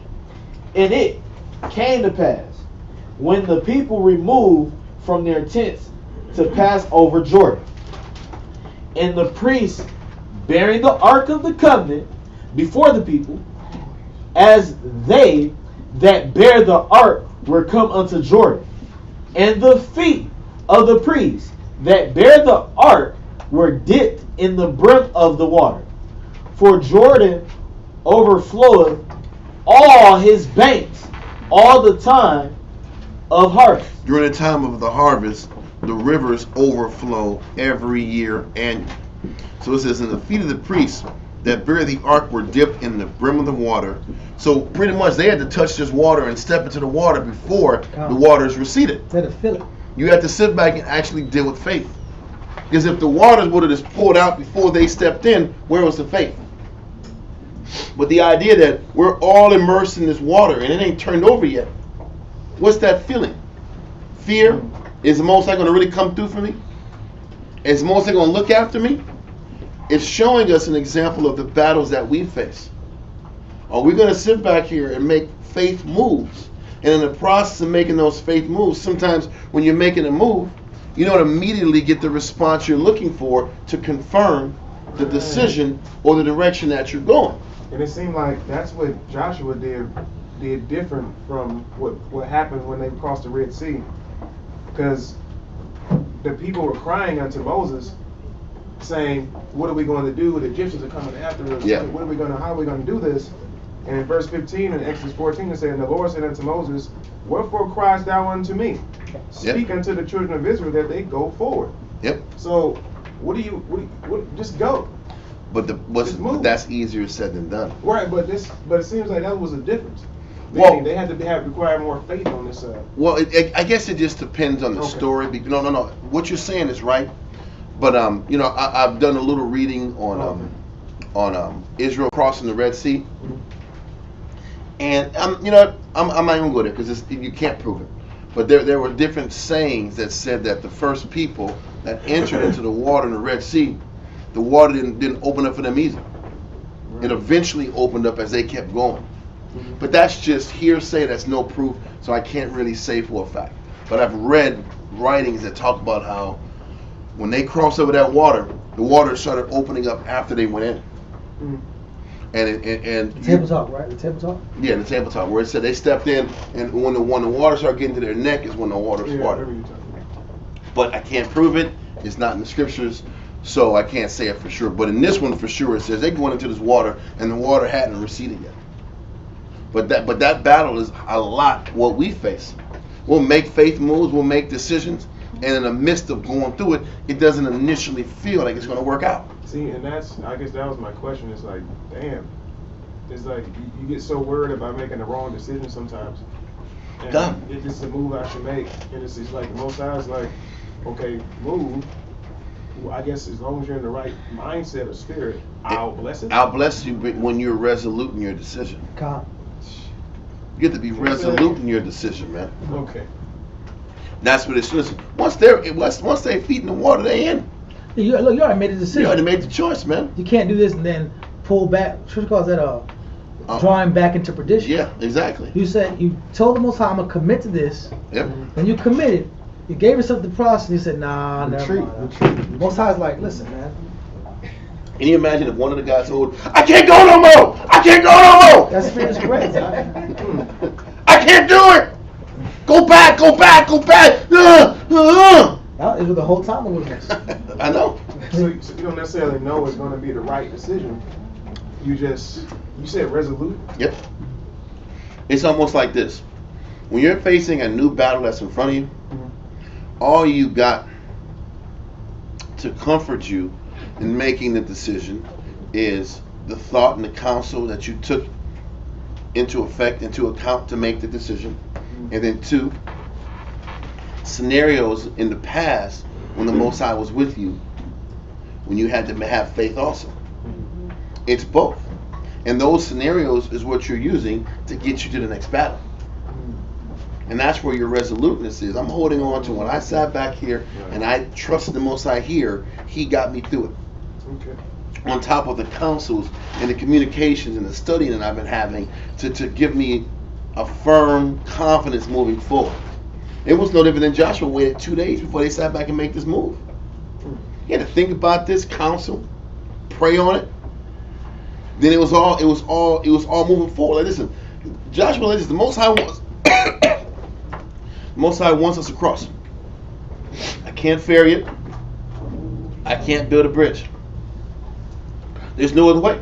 So there's also you don't just go out there blindly, like, oh, the Most High take care. That's what I was saying earlier. You have to think things through. He blesses you when you think and you plan and you organize, but that only can go and take you so far. Once it takes you so far, then you got to have faith. He tried the plans weren't going to work. But he knew the Most High wanted him to cross it. The Lord told him, cross it. Right. So now I got to cross it. When you say how. And but as Joshua's going to realize, the how is always the hard way. We're wired to look for the path of least resistance. Yeah. We're wired to look for the easiest way to get something done. So the Most High, what he will do is cut off all these little easy resistant paths and leave you with one, the hard damn way. One way in, one way out. Or just the difficult path, the uncomfortable path. And once you accept and embrace that you got to go the uncomfortable path, that's when he blesses you. But after you sit back and counsel and think things through, Most High will show you, hey, you can't take these easy paths, face it forward. Yeah. And he'll come through for you. But this is the process of what it takes to actually build and execute faith. Let's continue. Come. What verse are we at? Joshua chapter 3 verse 16 reads that the waters which came down from above stood and rose up upon a heap very fair from the city Very Adam. far. Salah. Read it from the top. From the very far. Okay. Verse 16. That the waters which came down from above stood and rose up upon a heap very far from the city Adam, that is beside Zeraton, and those that came down toward the sea of the plain, even the salt sea fell and were cut off. It says the waters rose up to a high heap. I mean, that means the waters kept flowing and kept going upward. That's weird, man. Looks like it's gonna crash on them. Yeah. Read on. Even the salt sea fell and were cut off, and the people passed over right against Jericho. And the priests that bear the ark of the covenant of the Lord stood firm on dry ground in the midst of Jordan. And all the Israelites passed over on dry ground until all the people were passed clean over Jordan. Now let's go back into Josephus, book 5, chapter 1, paragraph 3. We're in the middle. And it says, so Joshua, after 2 days, caused the army and the whole multitude to pass over in the manner following. Okay. It says, the priest went first of all, having the ark with them. Then went the Levites, bearing the tabernacle and the vessels which belonged to the sacrifices. After which the entire multitude followed, according to their tribes, having their children and their wives in the midst of them, as being afraid for them, lest they should be borne away by the stream. You can see they were still afraid in the midst of walking through. They had their kids in the middle so that they wouldn't, in hopes that if the current came back down, they wouldn't get washed away. Right. You know what it also shows you, like, is that a lot of times it takes the faith of the head to help push everybody through their fears. Huh? Everybody else wasn't going to have confidence. But, you know, even when you don't feel 100%, you just got to follow and pray and hope for the best. This may be coming pretty soon. I know. Sorry about There's a lot of people aren't going to sit back here and have the faith to push through and continue, or to stay calm. These people were scared out of their minds crossing this water because they didn't know when the water was going to turn over and just flush them. Read on. But as soon as the priests had entered the river first, it appeared fordable, the depth of the water being restrained, and the sand appearing at the bottom, because the current was neither so strong nor so swift as to carry it away by its force. So they all passed over the river. The crazy, so dealing with the statement you said, he allowed sand to stay there and not push the sand away, but push the water away, so you had an easier path to crossing over, versus not being so slimy and slippery. They still considered their path and they're walking and they're crossing the waters. Continue. It says, well, I'll just start from where it says, the depth of the water being restrained and the sand appearing at the bottom, because the current was neither so strong nor so swift as to carry it away by its force. So they all passed over the river without fear. Once they saw the Levites get through and the priests get through, then everything was going to be okay. Read on. Finding it to be in the very same state as the Heavenly Father had foretold he would put it in. But the priests stood still in the midst of the river till the multitude should be passed over, and should get to the shore in safety. And when all were gone over, the priests came out also, and permitted the current to run freely as it used to do before. Accordingly, the river, as soon as the Hebrews were come out of it, arose again presently, and came to its own proper magnitude as before. Read on. So the Hebrews went on further, 50 furlongs. A furlong is like, I guess, 220 yards. So they went 50 of those. Read on. And pitched their camp at the distance of 10 furlongs from Jericho. Now hold that and go back to the scriptures, because Joshua 4 gives a little more detail concerning something. Listen, the crazy thing is Josephus gives you technical stories, but it doesn't give you anything spiritual. Exactly. It gives you nothing spiritual, no spiritual connotation. It's just information. Okay? Because chapter 4 talks about what the Most High wanted the Jews to do, or what Joshua had them do as they were walking past the water. Read chapter 4 verse. Matter of fact, it's time for y'all to roll out. Yeah. Nagahop. Let's get your skin down, bro.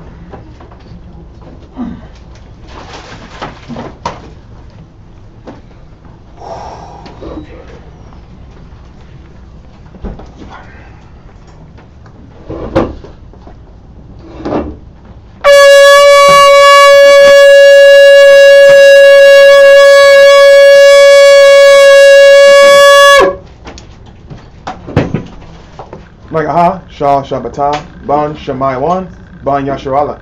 Yalaha. Shah Shabbatah, Ban Shemaywan, Ban Yasharallah. Imagine. Rock.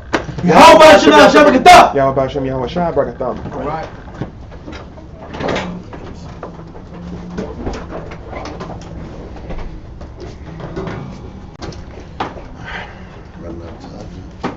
Not enough time. Hilarious. We good, we got 2 chapters for 2 hours. Thank you, sir. You can just leave it right there. We got it out. No, okay. Next time, I have to keep reading the chapters out. It's all good. How about you? Okay, so now we're at Joshua chapter 4 and verse 1. Joshua chapter 4, verse 1. And it came to pass, when all the people were clean passed over Jordan, that the Most High spake unto Joshua, saying, Take you 12 men out of the people, out of every tribe a man, and command ye them, saying, Take you hence out of the midst of Jordan. Slack it. You notice how once he accomplished that spiritual goal, he still had to be in the spirit of following instruction? Okay. You don't ever leave the spirit of submitting to instruction, no matter how many battles you've won or how many things you've accomplished. You're always in the position of yielding yourself to where's the Most High instructing me now? It's the process of, it's always going to be more adjustments, always more servitude. So let's continue. Verse 3. And command ye them, saying, Take you hence out of the midst of Jordan, out of the place where the priest's feet stood firm. 12 stones, and ye shall carry them over with you, and leave them in the lodging place, where ye shall lodge this night. So they were told as they were crossing over, they were told this as they was going over. 12 men have to sit back here and take 12 stones. So there could be something that reminds Israel about this day. the crazy thing is, there always has to be reminders about the Most High coming through for them, coming through for us. It's saying that because we always forget. We always let what's going on in our life have us forget the Most High and how He daily loads us with benefits. We're forgetful learners. This is why there always has to be something erect and put together for us to remind, oh, this is when the Most High came through for us, and we was allowed to cross Jordan. The Most High is real. I can't forget this. The Most High does love me.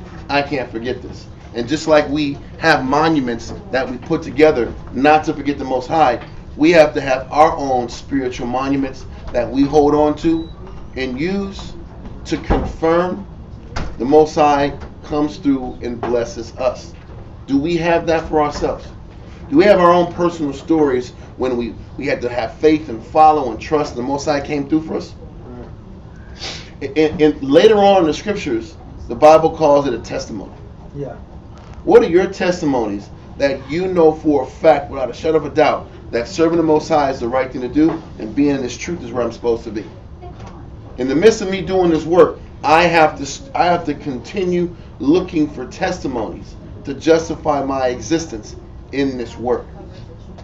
If I don't learn these lessons, if I don't take the time to figure these things out, then when difficult times come, I'm going to forget the Most High. When challenging situations come in our life, I'm going to forget the Most High.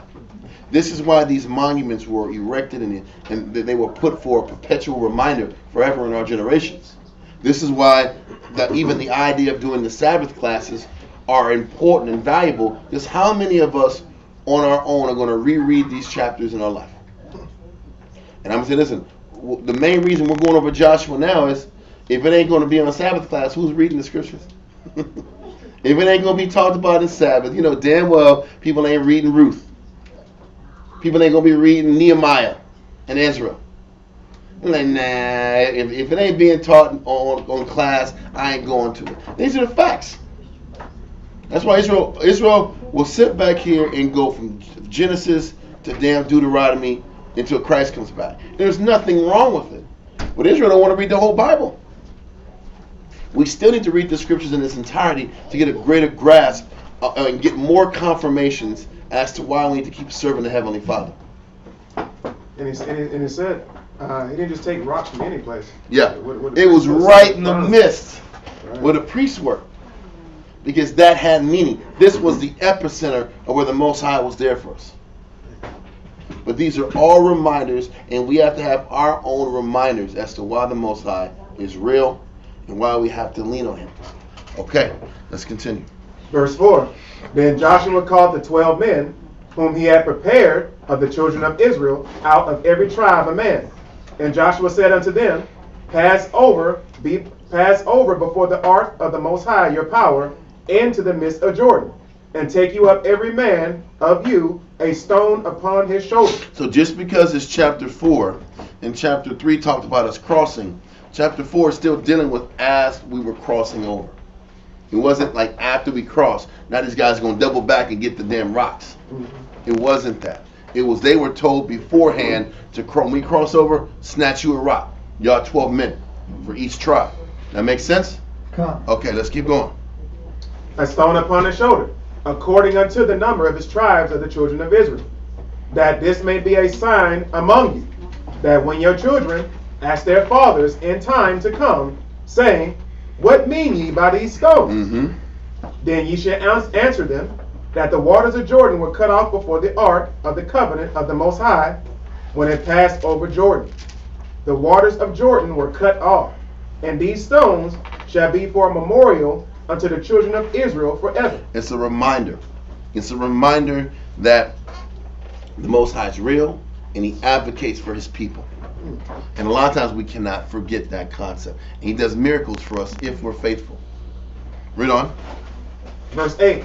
And the children of Israel did so as Joshua commanded, and took up 12 stones out of the midst of Jordan, as the Most High spake unto Joshua, according to the number of the tribes of the children of Israel, and carried them over with them unto the place where they lodged, and laid them down there. And Joshua set up 12 stones in the midst of Jordan, in the place where the feet of the priests which bear the ark of the covenant stood. Mm-hmm. And they are there until this day. For the priests which bear the ark stood in the midst of Jordan until everything was finished that the Most High commanded Joshua to speak unto the people, according to all that Moses commanded Joshua. So they held the ark until Joshua finished speaking to the Jews once they crossed over. Read on. And the people hasted and passed over. Yep. Read on. And it came to pass, when all the people were clean passed over, that the ark of the Most High passed over, and the priests in the presence of the people, and the children of Reuben, and the children of Gad, and half the tribe of Manasseh passed over armed before the children of Israel, as Moses spake unto them. So those 2.5 tribes stuck to their bargain before as agreed. Read on. Verse 13.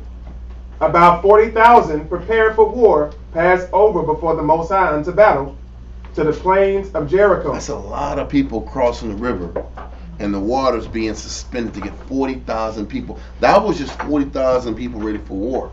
That's not mentioning the women and children and the elderly. And everybody else. God, We had a massive amount of people out there. that's a massive crossover, right? It's holding the ark for a while too. It's a hell of a long time, right? Because people don't think about those details, right? These guys' arms were on fire, right? But it is what it is. Let's continue. Verse 14. On the day that the Most High magnified Joshua in the sight of all Israel. So he earned his stripes. Joshua magnified him. Well, Most High magnified Joshua amongst Israel. Every leader has to go through their quote-unquote christening, their quote-unquote test to see if they have what it took to lead Israel through calamity and catastrophe. Everyone has to have their battle. Okay, and this was Joshua's, and this had the people earn their respect. He earned the people's respect by leading them through this. Read on. And they feared him, as they feared Moses, all the days of his life. Mm-hmm. And the Most High spake unto Joshua, saying, Command the priests that bear the ark of the testimony, that they come up out of Jordan. Joshua therefore commanded the priests, saying, Come ye up out of Jordan. And it came to pass, when the priests that bear the ark of the covenant of the Most High were come up out of the midst of Jordan, and the soles of the priests' feet were lifted up and unto the dry land, that the waters of Jordan returned unto their place, and flowed over all his banks, as they did before. God. And the people came up out of Jordan on the 10th day of the first month, and encamped in Gilgal, in the east border of Jericho. It says that they camped over in Gilgal, in the east border of Jericho. There was I hope I have it. Gilgal. Where did I read that earlier? Matter of fact, yeah. Hold this. I need you to read it, sir. You, Joshua. I need you to read them. Antiquity to the Jews. It is going to be Antiquity to the Jews, Book 5, Chapter 1, Paragraph 11.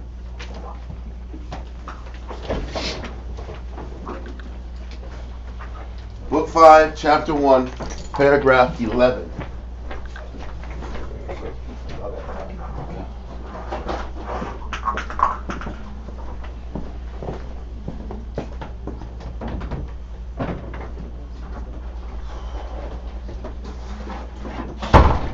Sir. Yeah, I got Slish here.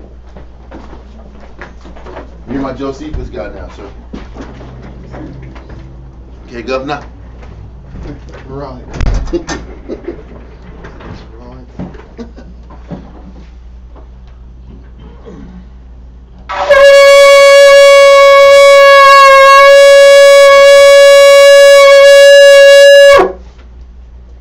Adarya Allah, Shal Shabbatah, Banya Hauda, Banya Shala. Adarya, Shal Shabbatah, Banya Hauda, Banya Shala. I match him? Right? Yahweh Hashem Yashab B'Katam. Yahweh Hashem Yashab B'Katam. I had to catch up with you, man. You was on fire right there with that salute, man. I was like, God, let me get on it. So, where we're at is, it's gonna be paragraph 11. It's small. But we're gonna jump to another one after this. But read that, sir. Antiquities of the Jews, chapter 1, paragraph 11. That the place where Joshua pitched his camp was called Gilgal, Gilgal. Mm-hmm. Gilgal, which denotes liberty. For since now they had passed over Jordan, they looked on themselves as freed from miseries which they had undergone from the Egyptians, and in the wilderness. That's all I wanted from there. Now I want to go. Did we finish? Yeah, verse 19. Yeah, we're at 19. We're at 19. I'm trying to set this up right.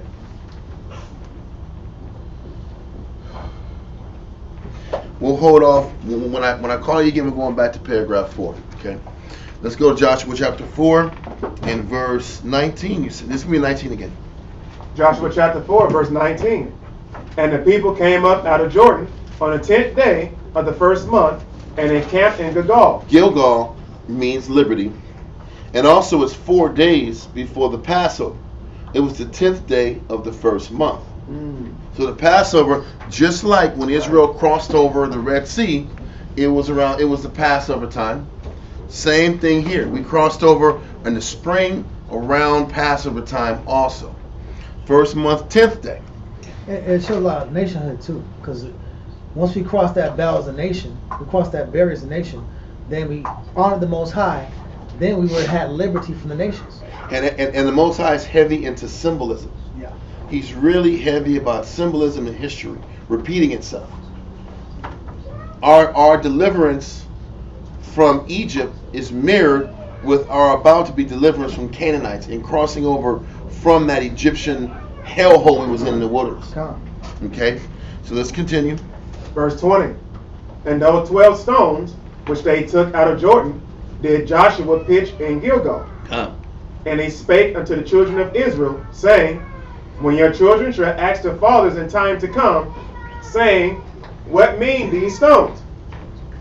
Then ye shall let your children know, saying, Israel came over this Jordan on dry land, for the Lord your power dried up the waters of Jordan from before you, until ye were passed over, as the Most High your power did to the Red Sea, when he dried up from before us until we were gone over. God.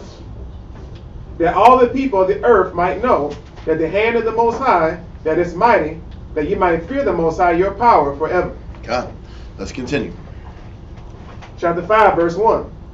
And it came to pass, when all the kings of the Amorites, which were on the side of Jordan westward, and all the kings of the Canaanites, which were by the sea, heard that the Most High had dried up the waters of Jordan from before the children of Israel, until we were passed over, that their heart melted. They heard the Most High was with our people. Yep. When our people are in order, they're sharp, they're fighting their battles as a nation, they're not making excuses, there's automatic fear in the nations. God. Listen, they know it's over. We might as well do it now. Yeah. Let's go to Judith, chapter 5. We'll read the entire chapter, so we can stay on course. Yeah. Judith chapter 5.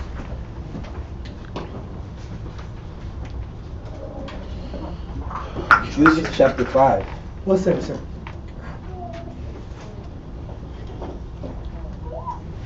Judith chapter 5, verse 1 through 21. At least 21. So let's do that. Judith chapter 5, verse 1. This is just going to kind of explain in parallel what happens when the nations find out that Israel is unified and the Most High is with them. What spirit the nations start to face and deal with. Right? So read that. Then was it declared to Holofernes, the chief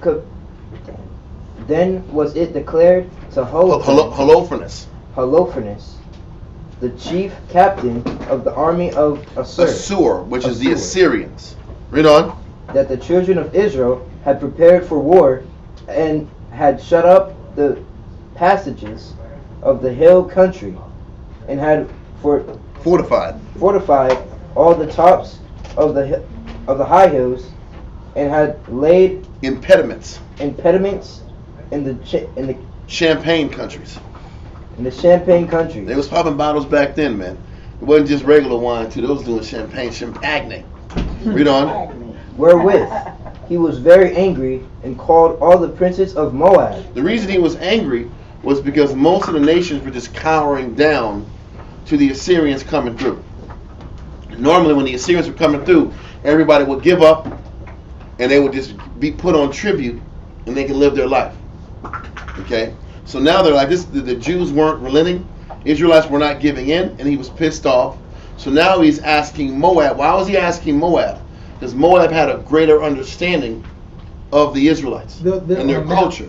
They're right next to us. Don't forget, when Moses and the Jews left the wilderness, the first place they went to was Moab. Moab was below Sihon and Og. Okay? So don't forget, they tried to get through Edom. They didn't let them through. They went around. It was Edom, Moab, then it was the rest of the land of Canaan on the east side. Sihon and Og ruled that. But that was why they wouldn't ask Moab about the Jews. And the Jews had experience with us based upon what? Balaam. Remember the Moabites hired Balaam, who were the Midianites, who were below Esau in the land map, to sit back here and break the Jews down. And they understood that the Moabites learned from Balaam, if you corrupt them, they'll fall apart. Balaam taught them that lesson. Right? So let's continue.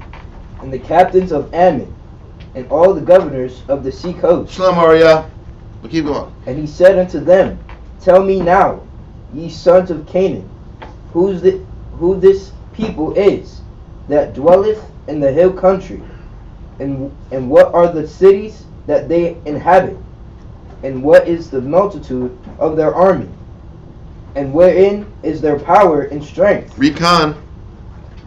and what king is set over them, or captain of their army. They're dealing with reconnaissance too. This is what the king wanted to know. Read on. And why have they determined not to come and meet me, more than all the inhabitants of the west? He said the Jews just sat back and went to war. They didn't even want to sit back and talk to me and negotiate peace. We're not going to negotiate, bro. Listen, the Jews know not to negotiate with terrorists, right? Well, you should at least. Continue. Then said What's up again? Achior. What verse we at again? Verse 5. Achior. Yeah, Achior. Mm-hmm. Then said Achior, the captain of all the sons of Ammon, Let my Lord now hear a word from the mouth of thy servant, and I will declare unto thee the truth concerning this people, which dwelleth near thee, and inhabiteth the hill countries, and there shall no lie come out of the mouth of thy servant. God. This people are descended of the Chaldeans. They're saying that the Hebrew Israelites were descendants from the Chaldeans. Why do they say that? Because Abraham was born in the land of Ur of the Chaldeans. So their origin starts with Abraham. Because their origin starts with Abraham, they're going to say they came from the Chaldeans. But they were really Hebrews that were separate from the Chaldean people. Exactly. But Abraham was a citizen of Babylon, a citizen of the people that were Chaldeans. What you going to say? You got anything to say? So like we're Americans, Yeah. quote unquote, right? We're quote unquote American citizens, but we're Hebrew Israelites in America. God. Let's continue. And they sojourned heretofore in Mesopotamia. Wait. I'm kind of lost where you're at. Verse 7. Verse 7. Okay, so and they sojourned here in Mesopotamia. What's the further question? Mm-hmm. because they would not follow the gods of their fathers. Because we wouldn't follow the multi-God ideal, which all the nations follow, multiple gods. Israelites should be monotheist, meaning what? One God. That was... Okay, yeah. Yes. Yeah. What's happening is, don't forget, Abraham back in the day was the only one that was preaching or teaching against the polytheism. Exactly. He was the only one on earth teaching monotheism, to the point where he was standing up and convincing and attacking all of these people that what they were doing was wrong, and they were trying to kill Abraham, to be honest with you. So they sojourned out of the land of Mesopotamia, which is present-day Iraq. And he worked his way up to the northern part of the land of Canaan. They got out of Mesopotamia, out of Babylon, ancient Babylon, and went to the northern part of the Canaanites. And he worked his way from the top all the way to the bottom. And the Moses said, everywhere you walk is going to be where your people are going to be. Right? Continue. Which were in the land of Chaldea. Exactly. For they left the way of their ancestors. They left that Chaldean religion. They left the land that represented the Chaldean religion. Read on. And worshipped the God of heaven, the God whom they knew. So they cast them out from the face of their gods. And they fled to Mesopotamia and sojourned there many days. Then their God commanded them to depart from the place where they sojourned and to go into the land of Canaan, where they dwelt, and were increased with gold and silver, and with very much cattle. The Most High was rewarding us. We don't. Yep. But when a famine covered all of the land of Canaan, they went down into Egypt. So it is saying that, listen, Abraham, Isaac, and Jacob thrived in Canaan. They thrived in Canaan. Okay? They became wealthy landowners. Not landowners, but wealthy cattle owners, and they had a lot of gold, they had a lot of money. There was a famine in Canaan and forced the 70 souls to Egypt. Right? Read on. And sojourned there, while they were nourished, and became there a great multitude, so that one could not number their nation. Therefore the king of Egypt rose up against them, and dealt subtly Yeah. with them, and brought them low with laboring in brick, and made them slaves. What it also shows you, this chapter is talking about how the nations understand us to a T. They know our history to a T. The so-called white man knows our history to a T. Better than us. We're the only ones that don't know. They have records we don't get access to. Yeah. They have information. They have the books of their fathers. Yeah. And we doth not consider. We doth not consider, because we want to hoop, we want to play sports, we want to sell drugs, we want to chase gals. That's what we want to do. That's fun. We want to be a homeborn slave versus learn who we are and then eventually learn who our enemies are. Continue. Verse 12. Then they cried unto their God, and he smote all the land of Egypt with incurable plagues. Mm-hmm. Meaning, So these are plagues or situations that cannot be solved. It's not getting any better. Yeah, you couldn't fix them. The soothsayers or the priests of the Egyptians couldn't stop what was happening from the Most High. All the science and all their politicians and all their thinkers and all the think tanks. Listen, Egypt had a great society. They had structure, but none of their structure was it was to no avail because the Most High wasn't with them. Yeah. So when Israel's right with the Lord, the Most High will plague our adversaries the same way. And don't forget, like what people don't understand is Egypt not only was in charge of their little land, Egypt, they had control of Canaan at the time too, because they had the strength they had the finances, the money, the resources. They controlled Canaan. Yeah. Just don't forget that. Like the territory, like we control territories also. Exactly. But they just let it be named Canaan. But Egypt had jurisdiction over it. But continue. So the Egyptians cast them out of their sight. Mm-hmm. Because the Most High kept stinging them. The Most High delivered Israel out of the Egyptian sight. Read on. And the Most High dried the Red Sea before them, and brought them to Mount Sinai. Sinai? Yeah, it's Sinai. It says Sinai. Yeah. And Kadesh Barnea. Kadesh Barnea. So it's really Barnea, but it's the same thing. And cast forth all that dwelt in the wilderness. Mm-hmm. So they dwelt in the land of the Amorites, and they destroyed by their strength all them of Esabon. And passing over Jordan, they possessed all the hill country. They're using Greek names to express the names of the people that we took over. When we went over the land of the Amorites, we took over Sihon and Og. Okay, those are the names of the people that we took over when we crossed over and got to the land of the Amorites. Read on. And they cast forth before them the Canaanite, the Parasite, the Jebusite, and they dwelt, Sycamite, and the Sycamite, and all the Girgasites. Girgasites, and they dwelt in that country many days. The Most High didn't like those people anyway. Exactly. Read on. And whilst they sinned, And whilst they sinned not before their God, they Prosper. the nations understood that when we weren't sinning, we were prosperous. When we weren't negative, good things were happening to us. The nations know this. This is why it tells you about the beast, tells you about Esau, how they corrupt through their policy. Esau corrupts through their policies, and they change the times and the dates and the laws. Because if they can keep things upside down, if they can keep us breaking the laws, disconnected from serving the Heavenly Father, or just ignorant of what pleases the Most High, they can keep us sinning. And if they can keep us sinning, they have a chance to stay on top of us. This is why society is set up the way it is. To keep us in a perpetual state of sinning. To keep us in a perpetual state of spiritually dying and falling apart. Read on. Because the God that hateth iniquity was with them. Exactly. The power that hated iniquity was with them because they weren't committing iniquity. Read on.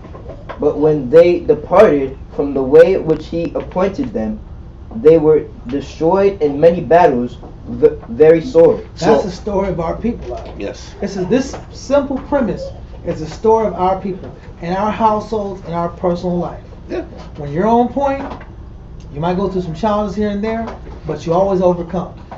When you're sitting here giving them devices and sitting here listening to lies and cockatrice eggs in your mind and fairy tales and myths that are created to make sure we sustain the gifts of our flesh out, get the little comforts out, Most High just keeps showing us, nope, I'm not with you. I'm not going to bless you. Nope, I'm not with you. Nope, until you stop touching the accursed thing, I'm not going to be with you. And that's what's talked about as we read on. Touching that accursed thing. Dabbling in that negative. That separates and cuts off our opportunities to keep being successful. Read on. People say, people say it's the truth's fault. You gotta find a boogeyman. They gotta find a boogeyman. Everybody has to find a boogeyman. You gotta find a boogeyman. It's the truth's fault. It's the hubby's fault. It's the camp's fault. It's the elder's fault. It's everybody except for the man in the mirror. Bad dog trainers. Look, that's the game. So because and we have to understand, we have to do this in reverse. Yep. When things happen, okay, look at yourself first. Just that mind state first keeps the Most High having mercy on you. I'll keep having mercy on a person that he has flaws, but he's willing to see himself. Okay, I'll keep the mercy going. At least we got the mercy. I'll work with this spirit. I'll work with him because at least he's conscious. This guy is conscious of where the native's coming from or how his reaction was improper to the situation. Let's keep working with his spirit, and I'll keep feeding him answers and solutions in scriptures. Yep. But if it's a person like, you know what, it can't be me, that's me rejecting the Most High. The Most High can't come out of the throne of heaven and talk to you. He's not doing that anymore. So he uses situations to speak to us. Are you heeding the message, the situation the Most High is showing you? Are you heeding the message the Most High is showing you through your scenario? Or are you just running into the same wall over and over and over with no scaling, no counseling, no analytics, no salute report, no thinking at night, no meditation of day and night, no self-inquiry, no inventory, and then saying the Most High is just not, he's just, I need to find another God, another religion, another camp, another relationship, another marriage. That's what Israelites to do. Because it feels better. Because most people don't want to accept that they're the villains. Let's start over because this is not working. Versus let me fix myself because this is not working. So let's continue. And we're led captives. Read it, when we go through that kind of a long of a speech, go to the top of the verse. Where we at? And also call it out so people can hear. Judith chapter 5, verse 18. Okay. But when they departed from the way which he appointed them. When they departed from the way, the Most High appoints He doesn't make you guess all day. Yeah. He gives you simple, clear, plain instructions. But it's on us to be loyal to those instructions. And accept them.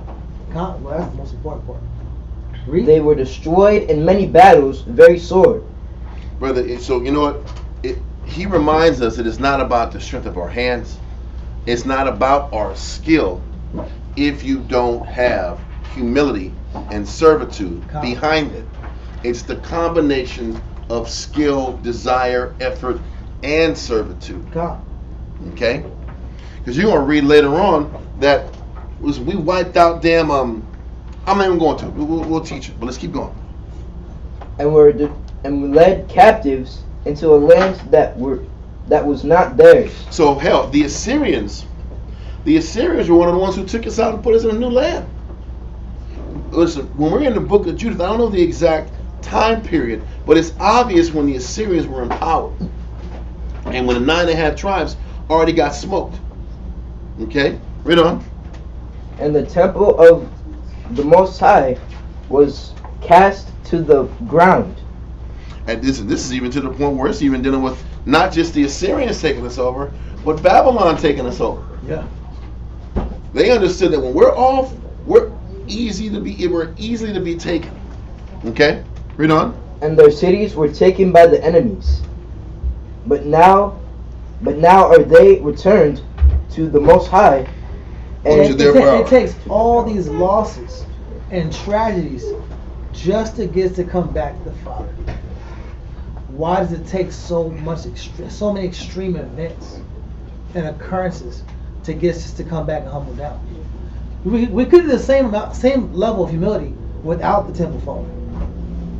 Yeah. We could have did that and maintain our temple. That ain't Israel's way, bro. How it shows that Israel has to hit rock bottom in mass. It's like we're bipolar as a nation. Yeah. If we're all on point, we get blessed. But if it's not that, we all as a nation have to hit rock bottom and lose to just get back to stage one. Well, it always takes like extreme situations to get us to think of the Most High. And you know what? And that is why there's a crabs in the barrel scenario, and it's hard for Israel just to grow. It's hard for the nation to grow because it's always a cycle of one leader strong, another's weak. One's strong, one's weak. We can never gather any type of momentum to progress and add on top of what was built before. God. Things are always getting torn down, starting from scratch, build it up. Torn down, starting from scratch, build up. This is the habit that our nation deals with from the top to the bottom. Listen, if brothers were just humble from back in the 90s, where would we be at? Humble and organized at. And just kept evolving and didn't let pride get in the way. We'd be so much more advanced as a nation, as a group of people.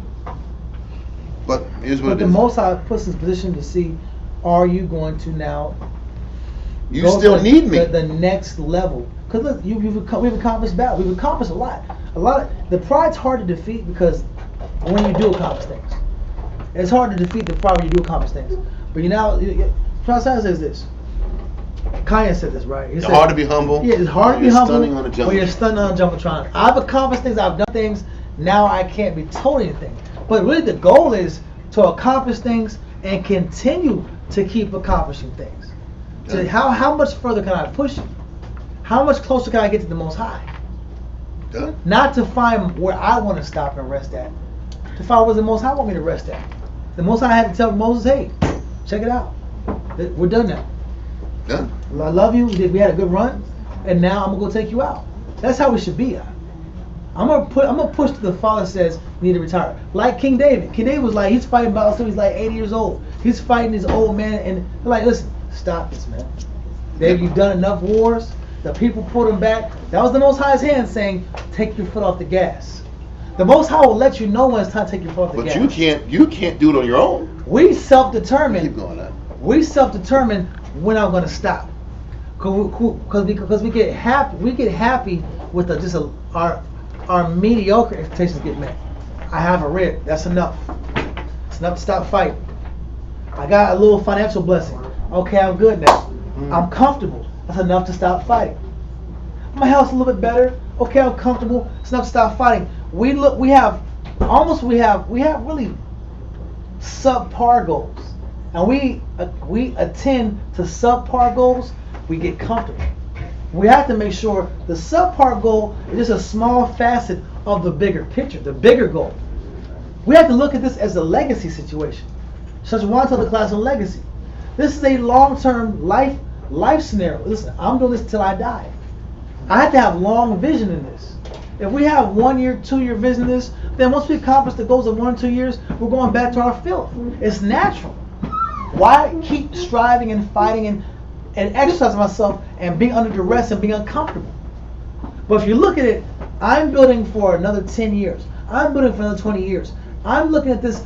I'm investing the rest of my life like this. I'm planning for when I get old in this. I'm planning for when we expand cities and we have to do more. I'm planning to die in this. When you look at it like that, with that lens, then the little goals you accomplish, man, you know what? That's just a part of the adventure. That's a part of my relationship with the Most High. And you know what? We're celebrating our accomplishments together. Like a marriage. In a marriage, I should intend we're growing old together. We may die together. Or I may have to live, this person may not be here. I may have to continue without this person. Do you plan for these things? Or you sit here and going month to month, day to day, week to week in a relationship, and now it's up and down. I'm getting caught in the ups and downs. Now I'm seeing how the ups and downs would have so much of an effect if I had planned so long range. Yeah, we had an argument. Yes, we had a bad week. Yeah, we had a bad month. But I've planned the next 10 years with you. So this issue we have amongst each other is a small blip. It's insignificant in comparison to what we're planning together and to the vision we have together. When you take your eye off the end goal and you take your mind off the vision, it's easy to be disturbed by all the different perplexities in life. So that's the great understanding of where there is no vision. Where there's no vision, the people do what? Perish, fail. Vision means a long-term plan. You saying something to me that I might not like, I might not say, listen, me and Agaha may have a 10, 20-year relationship. So him being upset one day might, or me saying some dumb comment that offended him, that's nothing, man. That's water under the bridge. I said something stupid in a joke, he didn't like it. Okay, that's a blip. Because we got the next 10, 20 years, he's not going to be a Muslim anytime soon. I doubt him to sit here and go back to church and be a Christian.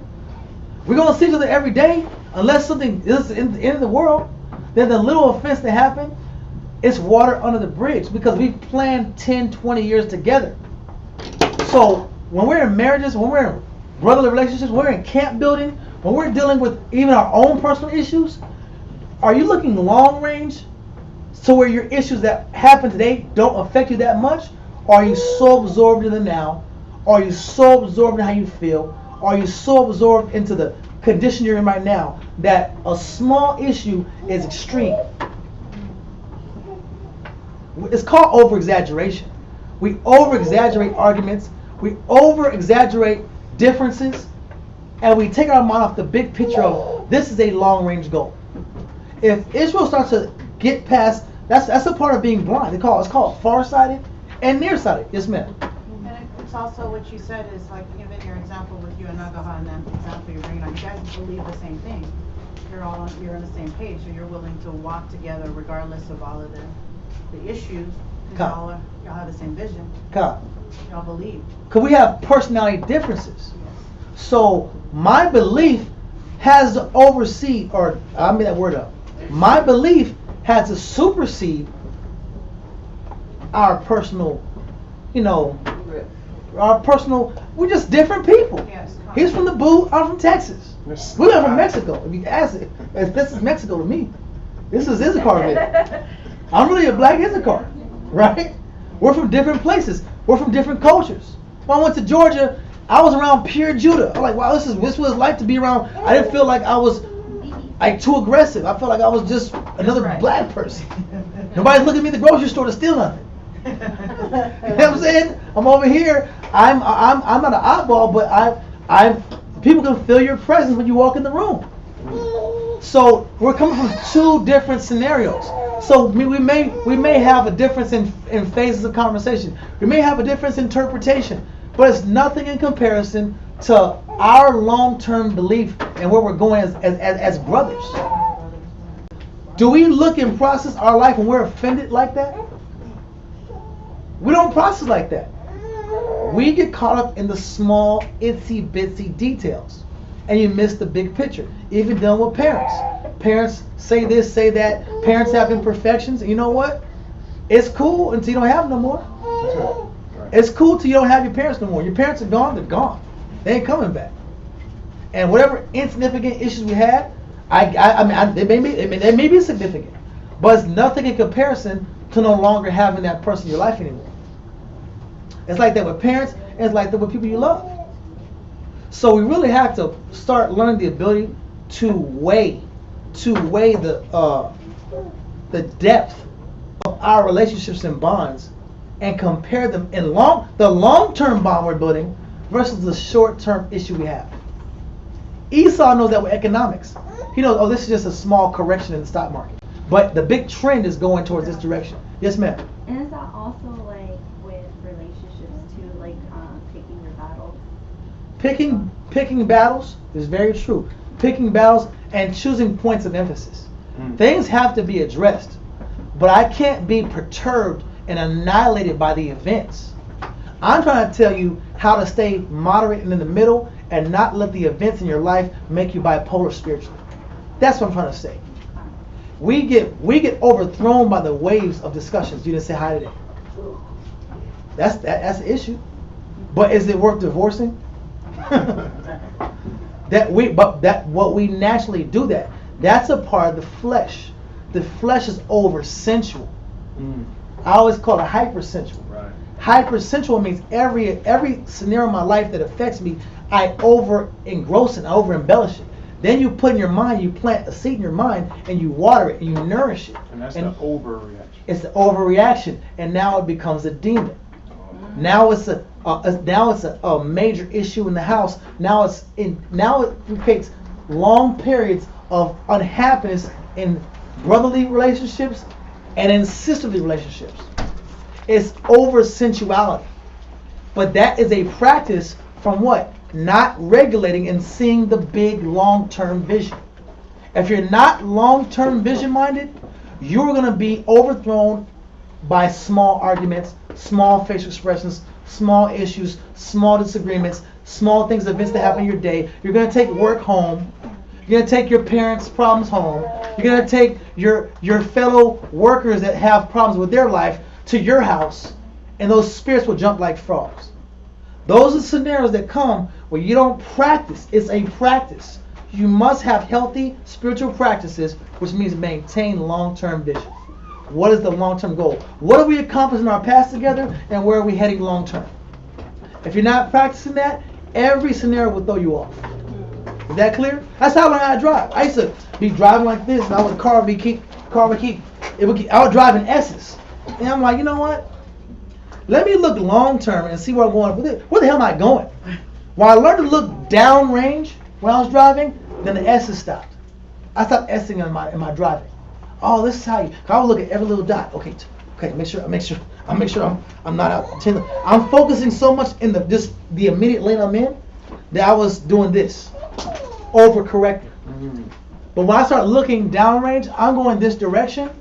All of a sudden, my driving became smooth. It's the same way in our life. Is that clear? Back to the scripture. Read that point again, and we're moving forward. 18. Yes, sir. Okay. Judith chapter 5, verse 18. But when they departed from the way which he appointed them. Which means departing from the way means I stopped practicing what works. A lot of us, there's habits that make a marriage work. There's habits that make a business work. There's habits that make a camp work. There's habits that make your mind. These are the habits I practice to keep a positive mind. These are habits. When we're off and on, or we're inconsistent in the practices of these habits, you will over time be overthrown and go back to your natural default mode, back to flesh mode. Is that clear?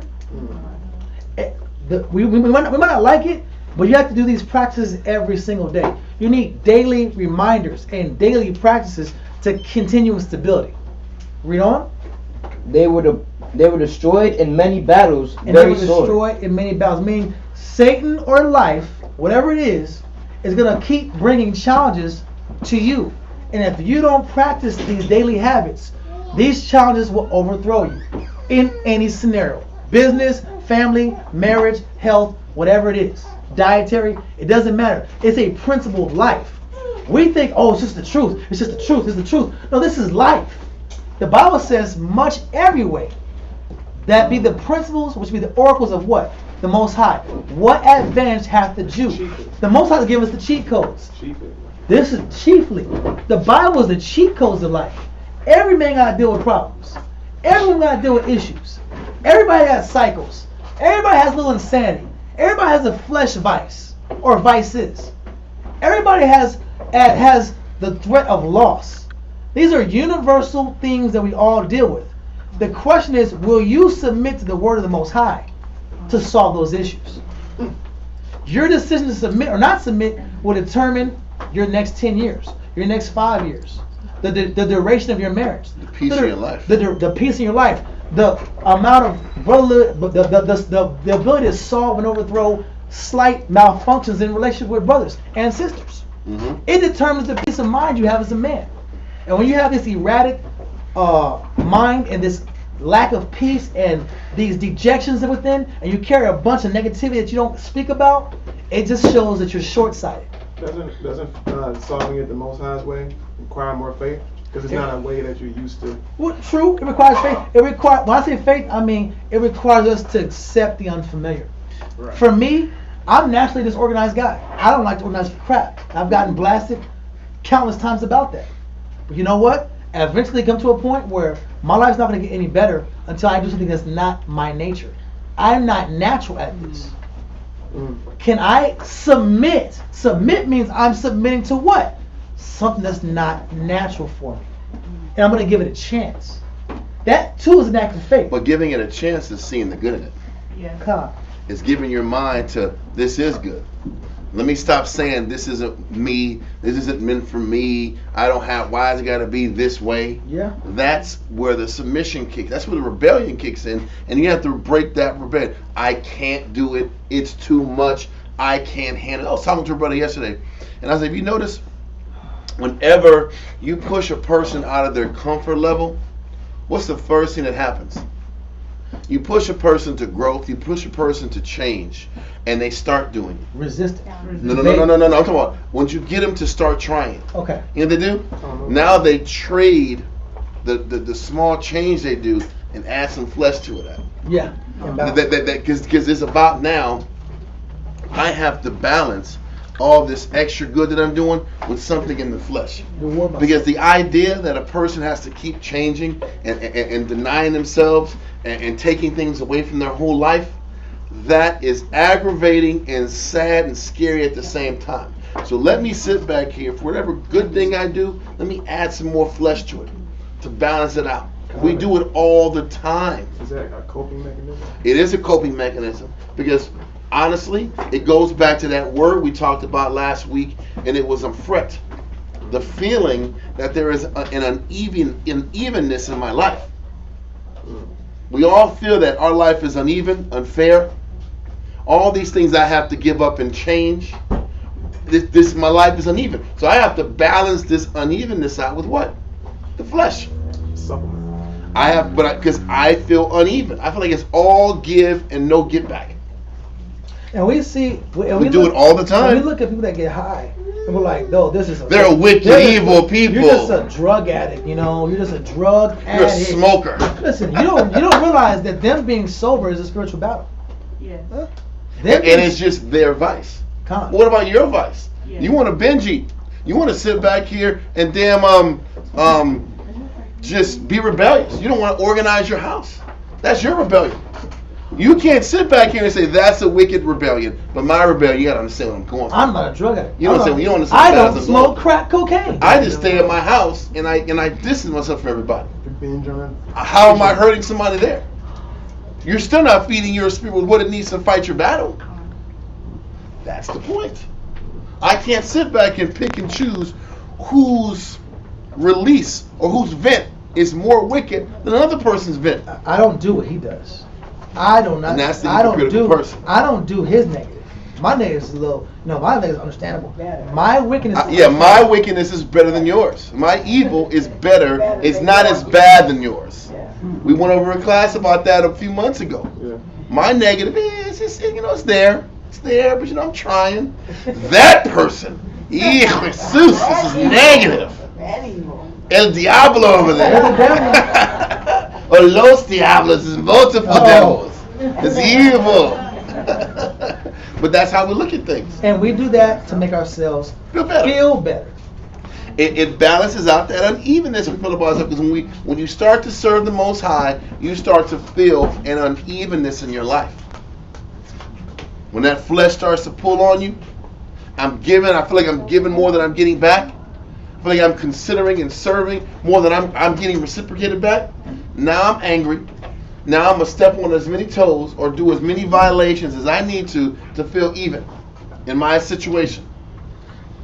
Or some person might not do the smoking, but they got a smart, disrespectful mouth. That makes you better because I got a smart mouth. But I'm not going to sit back here and cheat on you. Wickedness is wickedness. What's the difference? I'm going to sit back here and just be I'm not going to do what you tell me, but I'm not out here being a prostitute. I'm not committing adultery yet. We're going to go into a chapter down the line. I don't know when we're going to do it. When we get to Judges, and it talks about in Judges that there was this woman who I'm not going to go into it. It's a good Don't study. do it. It's a great. No. It's a great. Stay tuned. A little trailer. No, it's good. Yeah. It's like Judges like 19 and 20, and it's really good. It's a great lesson about how the Most High looks at rebellion versus how we look at the rebellion of a wife and husband. And this is why and we ask why it's so hard to change, but it's hard. It's hard to. You ain't gonna get it unless you can go read it. You're not gonna get it until because we got some little things to look into. That's some special y'all sauce. go look into it with some special sauce. Cause it don't hit without the special sauce. But I'm sorry. No, all I'm gonna say is that we wonder why it's so hard to change. Yep. When you hold on to your approach, you can't put new wine in the what? Bottles. The wine in that bottle is the approach. How you approach you. How you approach you. I used to be that guy. Yeah. Listen, I made my money. Don't tell me shit anymore. I made my money. This envelope, I can give a damn about this envelope. I'm not doing no paperwork. Listen, the money's made. It's in the bank, guy. I'm not doing no damn numbers. I did my job. Numbers is for squares. Look, I'm not doing squares. Numbers is for squares. Numbers are done. Brothers are taught. Numbers are done. Don't ask me for nothing else, brother. In that spirit, don't ask me for anything else. That's bullshit. But that's what Israel does. Everybody in this room got a little bit. Don't ask me for shit. I'm already sacrificed. I'm already doing good. You want me to do more gooder? I said it. I meant it the way I said it too. You want to be more good? I already doing good. Listen. I already doing sacrifice. I gotta sacrifice more. What damn? It goes back to our subpar accomplishments. I did what I already knew how to do. I did what I was already good at. I was already good at producing and training. That was a piece of cake for me. That's the bench press. That's the bench press Israelite mindset. That's training, whatever, producing, whatever, piece of cake. Don't ask me for nothing else though. I did the piece of cake work that I did, and everybody, and I gave. And you know what? I did give. That was real. I gave. I too sacrificed. But I wasn't conscious enough that the Most High wanted me to give the part of me that was uncomfortable with the task I was unfamiliar. And I'm going to say this, and the scripture to prove it is the Most High wants double the work we put in. He wants the usury. What the usury means, he wants things that I'm not comfortable giving out in the first place. We keep saying the same thing, you say it in different ways. It's not a mystery. We want to give things built to our strengths versus giving the Most High things that he knows we're not good at. And so that's how if I'm not good at cleaning, guess what I got to do? The Most High will bring me around a husband that wants me to clean. How come you don't just want the? How come what I bring to the table isn't good enough? Because the Most High wants you to double up your sacrifice. You don't clean good at time. Or no, everybody in the world knows I don't clean. But how come this isn't accepted? I'm giving you this, and this is pretty high quality shit I'm giving you. This is high quality sacrifice here, buddy. How come this isn't enough? Because you got to give this. And that is the dilemma with Israel, men to women. We predetermined this is enough. God. And this is how Israel perishes from the way.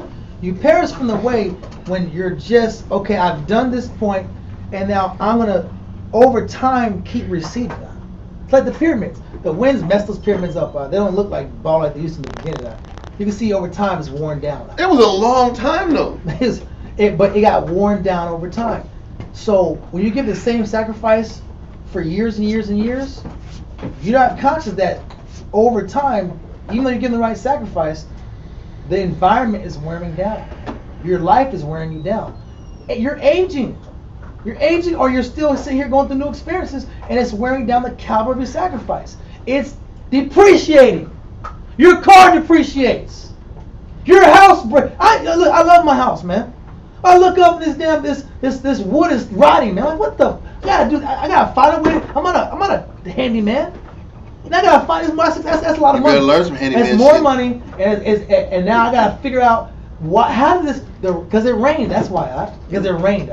Rain makes wood age. You gotta accept that, bro. That's life. How come we don't see that our sacrifices depreciate? How that sun does too, man. That sun does too. And you know what? And I gotta paint it too. But listen, it depreciates. So if it's depreciating and my sacrifice is depreciating, that's why you need the constant usury. Usury keeps you extending yourself that much more, so you never become invaluable. People are like, you don't love me anymore. I'm not valuable anymore. You don't care about me anymore. Well, are you you trying more than you did 5 years ago? Well, I'm saying. In a camp amongst men, brothers don't use me like they used to. When I was brand new, brothers gave a damn. When I got older, brothers didn't give a hell no more. You know what? Because when you were young, every value you had was new, so you were alive. But now that you got a certain rank, you're chilling in your rank. I'm just the guy that does. In your position. I'm the guy that does inventory. Anytime you need inventory, just hit me up, brother. I got you. And you can't be. And that statement goes into a class we're going to be going into soon about retirement. And how there's never a time to retire. There's never. But see, that's a statement that's taboo in Israel. There's a whole lot. Don't you say that? Don't you? There's a lot of. Don't put that spirit out there. Because people wanted to say retirement is I'm not doing anything anymore. That's not retirement. Retirement is you slowing down. Retirement is you treading water. That touches a whole lot of people on retirement. When I'm just doing the bare minimum to get through, you're retiring. Listen, see, I'm not. No. This is another trailer. Stay tuned. Action-packed thriller. Mystery action-packed thriller. So, because the question is, how does Israel perish in the way? It's like when I was in school. We're in verse 18, I believe. We're okay. But I remember I was in school. Listen, I was in school. And I didn't care about my grades too much. Remember the paper story you gave me at? Well, oh yeah, I don't tell the story. I'm not gonna, that's why I asked. We're not gonna talk about the paper story. I got another story. Okay. All right. Okay. We're not gonna talk about the paper story. That's off limits, y'all. That's off limits right now. I'm still in that battle right now. You know what I'm saying? That's all we won. Yeah, kind of. No, we're not gonna talk about. Give me like 2 months, 2 more months. Then we'll talk about the paper story. You're only supposed to bring out stories you overcome. Yeah, that's it. The answer is there's no hope. No! Stop! Cut the class! We can never win. Cut it! I saw a tear. Yeah. We don't need that. But you know what? I know. Oh my God. I did martial arts for a period of time, right? Yeah. And I got kicked in the face and hit in the stomach, and for some reason you get hit up and you get beat up, you just get better grades in school. You know what I'm saying? And why was that? That's awesome. And why was that? Because it trained my mind to stop bouncing. When somebody hit you in the face, you cannot look around and people are punching in the face. You get punched in the face and you're looking at what's going on around you. So it trained my mind every day. Start focusing on what's in front of you. focus on where you're engaging. You better learn them katas too. Yeah, you gotta focus on technique. You gotta focus on where you're engaging. And all of a sudden my grades got better. So was that I couldn't learn and I was stupid, or I was deficient in the ability to focus? A lot of people are very intelligent, but their grades are subpar because they have spiritual deficiency. And they learn different ways, and they have to figure out what they need to do to learn and grow and to succeed. So for us, it's really about finding where's your deficiency so that the results in your life can improve. Your marriage will augment, your brotherhood will augment, your productivity wherever you're at will augment when you accept the Most High's way, which is what? Finding your deficiency, mastering the deficiency, and then pushing for usury. Then you won't perish from the way. Is that clear? Mm-hmm. That's the point. Now keep reading, and we're going to keep moving on the breakdown. Our class. Okay, 19, sir. He's at top 18. Top 18? Let's go for it then. Judas chapter 5 verse 18. Judith. But when they departed from the way which he appointed them, they were destroyed in many battles very sore, and were led captives into a land that was not theirs. And the temple of their power was cast to the ground, and their cities were taken by the enemies. Verse 19. But now are they returned to their power, and are come up from the places where they were scattered, and have possessed Jerusalem. And this right here shows the healing process. When I get right and back to the correct formula, the Most High will bring healing. He wants to heal. He wants to bless. Mm-hmm. He wants to help. But I have to do the process. I have to submit first. Mm-hmm. It's my duty to submit. I got to pursue Him first. You know? Where their sanctuary is, and are seated in the hill country, for it was desolate. Now, do you see that the strength of Israel is when we have a sanctuary? When Israel focuses on something, when we have a spiritual focal point, the whole nation is strong. When you maintain a spiritual focal point, you're spiritually strong. What's that spiritual focal point? Your daily study. You go to a temple, what do you do in a temple? We read the Bible, we study, we pray. In your personal life, if you're not studying and praying, you're not going to maintain that spiritual focal point, the things around you diminish. Your household will diminish, your marriage will diminish, your physicality will diminish. Well, you don't keep a spiritual focal point. So the nation, when we lost our temple, broke down. It just shows you the necessity of priority. That priority must be the spirit first. The flesh is last. The maintenance of the flesh is last, but the maintenance of the spirit is primary, is first. And then life will be in order. Read on. Now therefore, my power and governor, if there be any error in this people, and they sin against their power, let us consider that this shall be their ruin, and let us go up, and we shall overcome them. The nations know this. And this is why the nations keep us in perpetual sin, or the nations create so many different ventures and mindsets to chase and pursue that we're not chasing the Heavenly Father. This is what makes life so hard. It's one thing is sin. The other thing is pursuits. Goals that have nothing to do with the Heavenly Father.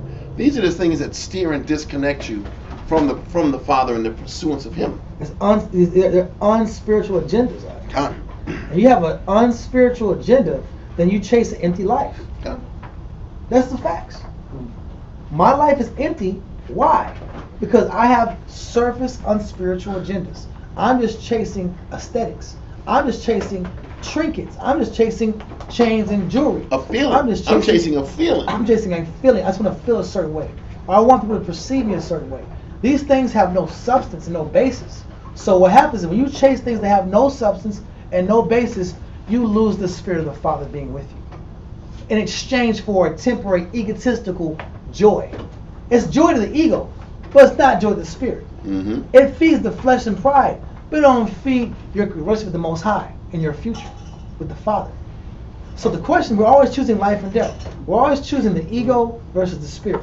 The flesh versus, you know what, the mind of Christ. And our day-to-day decisions reflect that. Read on. Verse 21.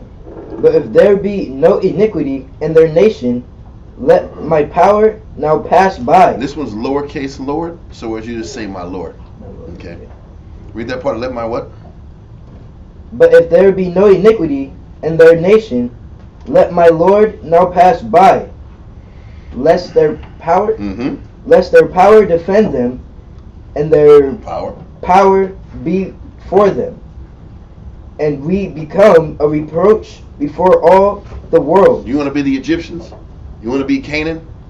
You want to be another one that bites the dust? If they're on point, just back away, turn around, do your job. Maintain your kingdom and wait it out. Wait till they sin. This is how the nations look at us. So, with all that being said, now we jump back to Joshua chapter 5, if I'm not mistaken, in verse 1. Yes, sir. Joshua chapter 5, verse 1. And it came to pass when all the kings of the Amorites, which were on the side of Jordan, westward, and all the kings of the Canaanites, 5 through 6. People still turn. Yeah, we'll hold it. We'll do it again. We also don't have the verse up. No. What is it? 5 through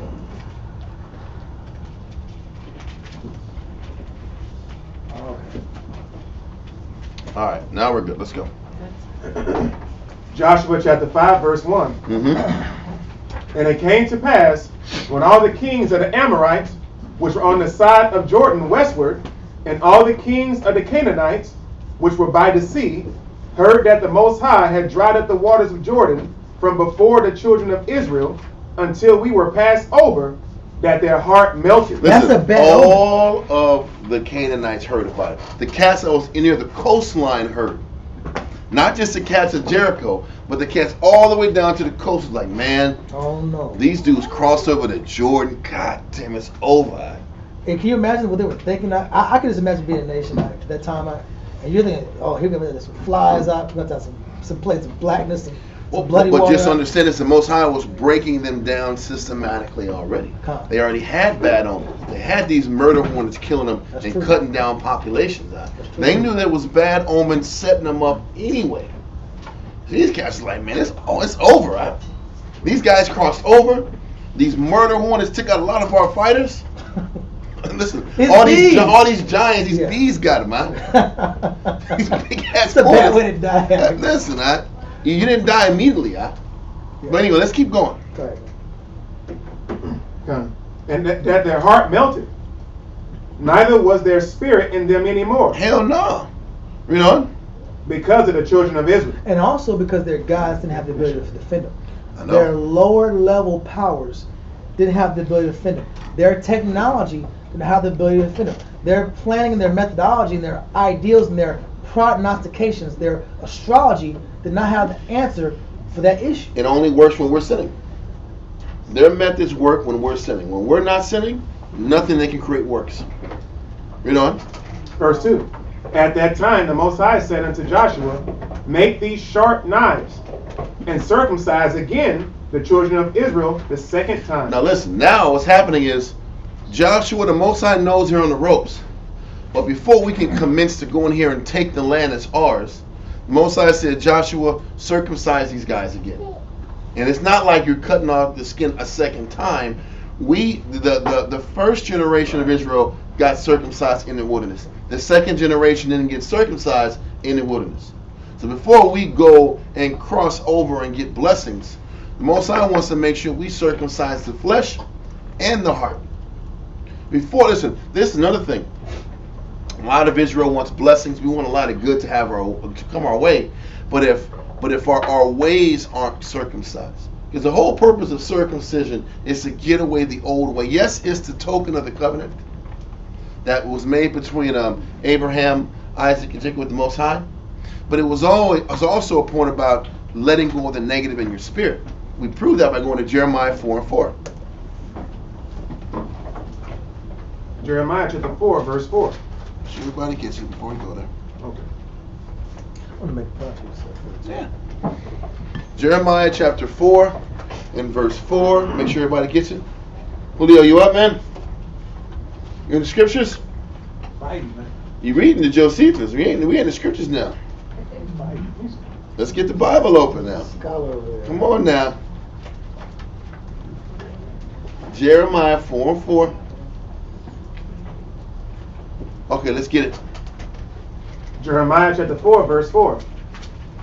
Circumcise yourselves to the Most High, and take away the foreskins of your heart. We got to go back to verse 3, man. Right. That verse 3 is always a hitter. Right? Verse 3. For thus saith the Most High to the men of Judah and Jerusalem. So it's not just Judah, it's everybody. Yeah. Read on. Break up your fallow ground. Break up your fallow ground. Fallow means your unoccupied ground, untended ground. Areas in your spirit that you have not dealt with, that you've run from, that you've ignored. He said, break up that fallow ground. The parts of your spirit, listen, part of your house is spiritually clean and wiped down and perfect. I might have work ethic, I might clean, but what part of me is dirty? Break up that fallow ground or neglected. It's neglected ground, neglected land, neglected parts of your spirit. Read on. Break up your fallow ground and sow not among thorns. Mm-hmm. So, because listen, what you know we'll do? We'll sit back here and build habits on top of land that's not properly cleaned up. That's also the part of fallow ground. I'm trying to do work in a land that needs to be completely wiped out and cleaned before you start building. You can't build on top of ground with thorns. Right. That's the point. I can't build on bad habits. I have to break all these bad habits and negative intentions before I can move forward and build. This is the parallel between what was happening with us about to take over Jericho. Circumcise your flesh, break up these bad habits, let these old ways go. Read on. Verse 4. Circumcise yourselves to the Most High. Circumcise yourselves to the Most High. Now, when we're in Joshua, that was physically, but spiritually it was figurative for what? Read on. And take away the foreskins of your heart. The negative in your mind, the laziness in your mind, the selfish intentions in your mind, that is what circumcision is also. It wasn't just a token of the covenant. That foreskin was where a lot of bacteria, dirt, and filth reside. That's what the foreskin is. It keeps a lot of filth and dirt in that area. Right. So the Most High is like, let go of all that filth and dirt and disease in your spirit, so that you can sit back here and serve me properly. I'm not going to give you the blessing that we want. All of us are listen, a lot of us want love, appreciation, the feeling of consideration. But we got to put the work in to get the things you want also. And some of us don't know what we want. Yeah. Some of us haven't explored the scriptures enough to know what you want in your soul. Or what you got to give up to get what you want. We're not counting the cost. A lot of us are just existing in the flow of Israel, and we're here. Because a lot of us didn't anticipate being here. Yeah. I didn't wake up and think I was going to be a Jew. I just woke up. I did wake up and thought. I woke up and the Spirit told me to come here. Not like that, but like events happened that got me to the camp. Yeah, the events, you got a business story, man. I'm messing with you. But events got me here. And I had to accept my new reality. Because Esau's making you accept his new reality. That's the funny part. You accept Esau's new reality. We listen to Fauci. Fauci said, you gotta wear his mask all day. You gotta wear a mask all day. Yes, because he said it. You can't do this, White you can't man do that. said it. And if the white man pushes it on CNN, I'm pretty sure you're gonna do it. Yeah. But if the Bible says it, 4,000 years consistently, I don't pick and choose. If the police say you're overboard. Your situation is overboard. If the police say do it, you'll do it. If an elder says do it, la la. Nah. If your boss at work says do it, he's a man. He's just a man too. Your boss is just a man too. Exactly. He do what he's told. He's just a man. You damn right. It ain't some angel over here making this corporation pop. You know what I'm saying? It's a man too. It's man-made. I don't listen to man, but I go to work. Yeah. We're in class now, okay? All right, so ladies, we're in class.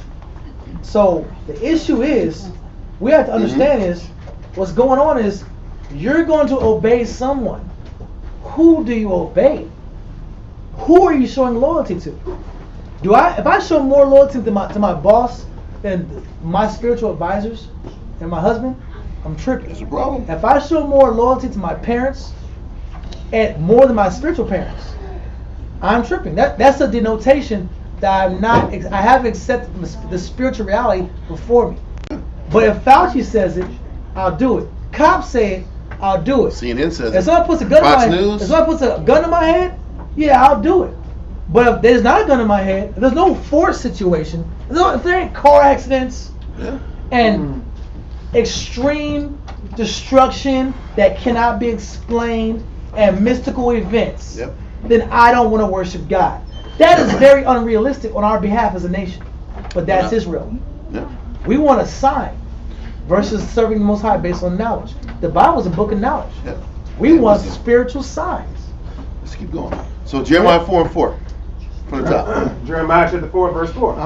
Circumcise yourselves to the Most High, and take away the foreskins of your heart. This is the point I wanted to bring up earlier. Yes. And where I brought up the second generation of Israel, they didn't get circumcised, right? So what happened? They grew up with that disease and with those sicknesses. But the issue is, now that you're older, it hurts more when you have to circumcise. No doubt. The point I want to emphasize, we grow up with certain situations we have to change, and it just hurts in our older age to change it. Imagine battling new demons in your 30s and 40s. I wish I had been. I wish I got hit up when I was 8 or 10 or something like that. I wish I had got my pride smashed when I was 8, 10, 11. I wish I had learned to focus when I was like at least like 13 through 15. I wish I learned how to take things serious and be focused on responsibilities then. It sucks to be a grown man or a grown woman, and now you gotta learn these rudimentary lessons. We're really learning rudimentary lessons. Hey, we didn't learn in our youth. How to share, how to clean, how to care, How to love. how to read every day, how to follow instructions. These are rudimentary lessons, yes ma'am. And it's also, it has to do with your rod too, which have a very No doubt. Exactly. No doubt. And so I'm about to shut up. Because we're going because our flesh or our issues haven't been circumcised and now we're grown adults, the Most High still requires us to go back to our past and fix it to be justified. Yes ma'am.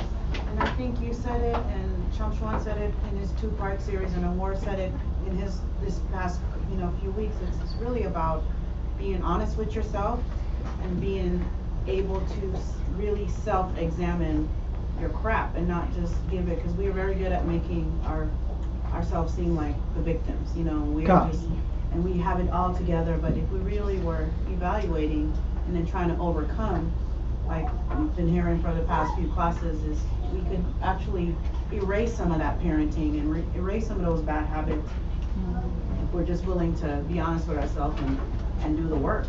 Because even with the bad parenting, those things are facts, and there is no way we can discount it. Right. But we also have to counteract that thinking, because if I tell myself my parenting was messed up too much, what does it end up becoming? It ends up becoming an excuse to not change. So it's almost like acknowledging where it came from, and once I acknowledge where it came from, now I have to stop eliminating the excuses that keep me from productivity, overcoming what I didn't get, or how I was browbeaten or went through different changes in my life. I have to be able to recognize it, identify it, and now I realize most I put people around me to work on it now. That's how you have to overcome it. Identify and let it go. Because I'm telling you, people will sit back here and use what they experienced in their past to justify being stagnant, to justify not changing, and that's just as bad. So it's about identifying but not letting that issue hover over me long term, because that's destructive. We're not trying to be defined by our parents' mistakes. We're not trying to be defined by the mistakes we don't change and correct. We're not trying to be defined by these things. I want to pull this one scripture right here, 1 Chronicles 28 and verse 9. Because that's what all this boils down to. 1 Chronicles chapter 28, verse 9. Yeah, 1 Chronicles 28 and 9. That's what it really boils down to. Go ahead. 1 Chronicles chapter 28, verse 9. And thou, Solomon, my son, know thou the Most High of the power of thy father, and serve him. So he says, no. First, you gotta learn your God. Right. That's why I understand coming to the truth. This is a big change. I understand because it's a new reality, and you're still learning the Father. You're still learning Yahweh. You're still learning the commandments. So I kind of get it. You're learning a new reality, and you're learning the Most High for the first time in your life. We should have learned this as children. Yep. But we're coming. We're coming out of captivity as a nation. Read on. Know thou the power of thy father, and serve him. And do what? And serve him. So learn your God and serve your God. Read. With a perfect heart. With the perfect heart, perfect means complete. I'm doing this till I complete myself. Read. And with a willing mind. I gotta say this. A lot of people think themselves out of doing this work because they tell themselves, because things don't come naturally to them, that they weren't meant to do this. You will not believe how many people have told me, you know what, maybe I'm just not meant for this. Yeah. Maybe I'm just not good enough. Maybe I'll never be good enough. That's not the point. We all come in here with flaws. The goal is to push, to learn to be perfect. Not just say because I see issues that I'm not completely over with. That is the confirmation to tell me I'm not supposed to be here. That's not true. That's how the world kind of measures up where you fit into society. What comes naturally to you, how do you fit in based off what naturally comes easy to you. In this arena is, you were chosen to be this whether you're doing good at it or not. You're chosen to do this, to work through the things that you're not naturally good at. It's like that. It's like the chunky kid that had to run. Yep. That kid has. He can't control. He has metabolism issues. He can't issues. control the metabolism issue. He was born with certain genes. Listen, he can't control this. So what's it to do? Curb his life and make certain modifications to his life. But you know what the problem is? A person will say that's not fair. How come this skinny kid eats exactly what I eat and doesn't have to deal with the repercussions I have to deal with? But everybody in their own light has that battle. This person can get away with things I can't get away with. This person can do things and experience things that I can't experience and I can't get away with. This person's memory is phenomenal, so of course they get A's and B's. I gotta study 3 times harder. Hey, that's life, homie. Whether it's studying, whether it's eating, whether it's charisma. Some people have natural charisma, some don't. Some people are introverted, some are outward. I mean, outward. Extroverted and outroverted. It's horrible. Extroverted. You get my point. Outroverted. In and out. We have a different set of strengths and weaknesses. Yep. And you know what? What all puts us in the humility condition is accepting where we all have to face our inconsistency. And that our battles have to be handcrafted based off what we're not strong at. And can I accept that if I'm not strong at this, I have to work twice or 3 times as hard as somebody else might have to. And that's what it reveals. That scenario or theme reveals if we have a willing heart or not. Exactly. Because like I said, or a perfect heart. Do you have a perfect heart? Is your heart perfect towards the Most High? To know Him and to serve Him. You're all put in the same boat. That's why the Most High is fair. He gives everybody the same battle. You got the same battle, just different situations, just different deficiencies. Yep. Same battle though. That's why I don't have. That's why nobody has the right to judge, and that's why nobody has built-in excuses that actually can hold weight. I don't have an excuse. Mm-hmm. I don't have the excuse to dismiss myself from my battle because that person can't do it. If that person can't dismiss himself from the war, how can I? Yep. We love to dismiss ourselves because it's a sign of an unwilling heart. Because I can feed my flesh and counterbalance my discomforts. You got a question? Next. I want to take it off subject or anything, but is that how you double your talents? Yes. That's how you do. I have to constantly be in a pursuit to perfect arenas that naturally don't come easy to me. And can I find peace at it? And can I find peace in that uncomfortable scenario where I just don't feel 100% confident about myself in this battle? That humility is what keeps us connected and needing the Heavenly Father. We still have to put ourselves and submerge ourselves in arenas where we need Him. If I keep putting myself in arenas where I'm strong at, then where do I need Him at? I have no need. Where do I have to depend on Him? Yes, sis. I'll get you to. Is that like, for example, like I tell Sarah and I, we're working on focusing. That's our opportunity. So if I say this brother is attain the talent of focus, for me to like fellowship or hang around this person, like in my case it would be a sister, right? Mm-hmm. So that I can learn from that person. That I have talent. to be around people who do things better than me. But the problem is, that's a very humbling process, and people have so much pride in them. Because who wants to look like their second string? Like J. Cole said, I guess I'm taking the bronze, man. Who wants to sit back here and say that you're third best in the group? That sucks. But you have to accept that's part of being honest with yourself. I'm not third string for long. Can I accept that I am third string and I have work to do to improve? But we want to walk around head held high, feeling 100% about yourself. The more you feel good about yourself, most of the time, the less you think you need the Heavenly Father. Yes. Why do you think the Most High wants the double talents? Yeah. To keep you humble and to keep you pursuing Him. Because if you don't have to worry about talents and improvement, then where's the need to serve Him? Why do you need the Heavenly Father if you're just going to stick to what you're good at? You don't need your strength. You just got your own ingenuity. Then you trust in your hand, in your arm. This curses he that trusts in their own arm. Yeah. And not the Heavenly Father. That means trust the person. Curses the person that just wants to set up a life that just is built to their strengths. Curses the person who builds a life that's just built to suit and to highlight what they're good at doing. Yeah. Versus building a life that highlights what you're not good at doing, so you can work on that. So at least the things that you're horrible at, you're at least serviceable at. That's where real confidence comes from. That's what real confidence is. Real confidence comes from that. Real confidence comes from I know how I was before, I know where I am now.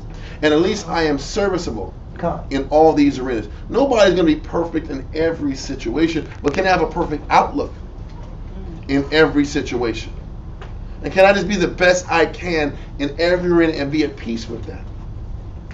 And be at peace with looking for the other aspect of me that's weak to conquer that.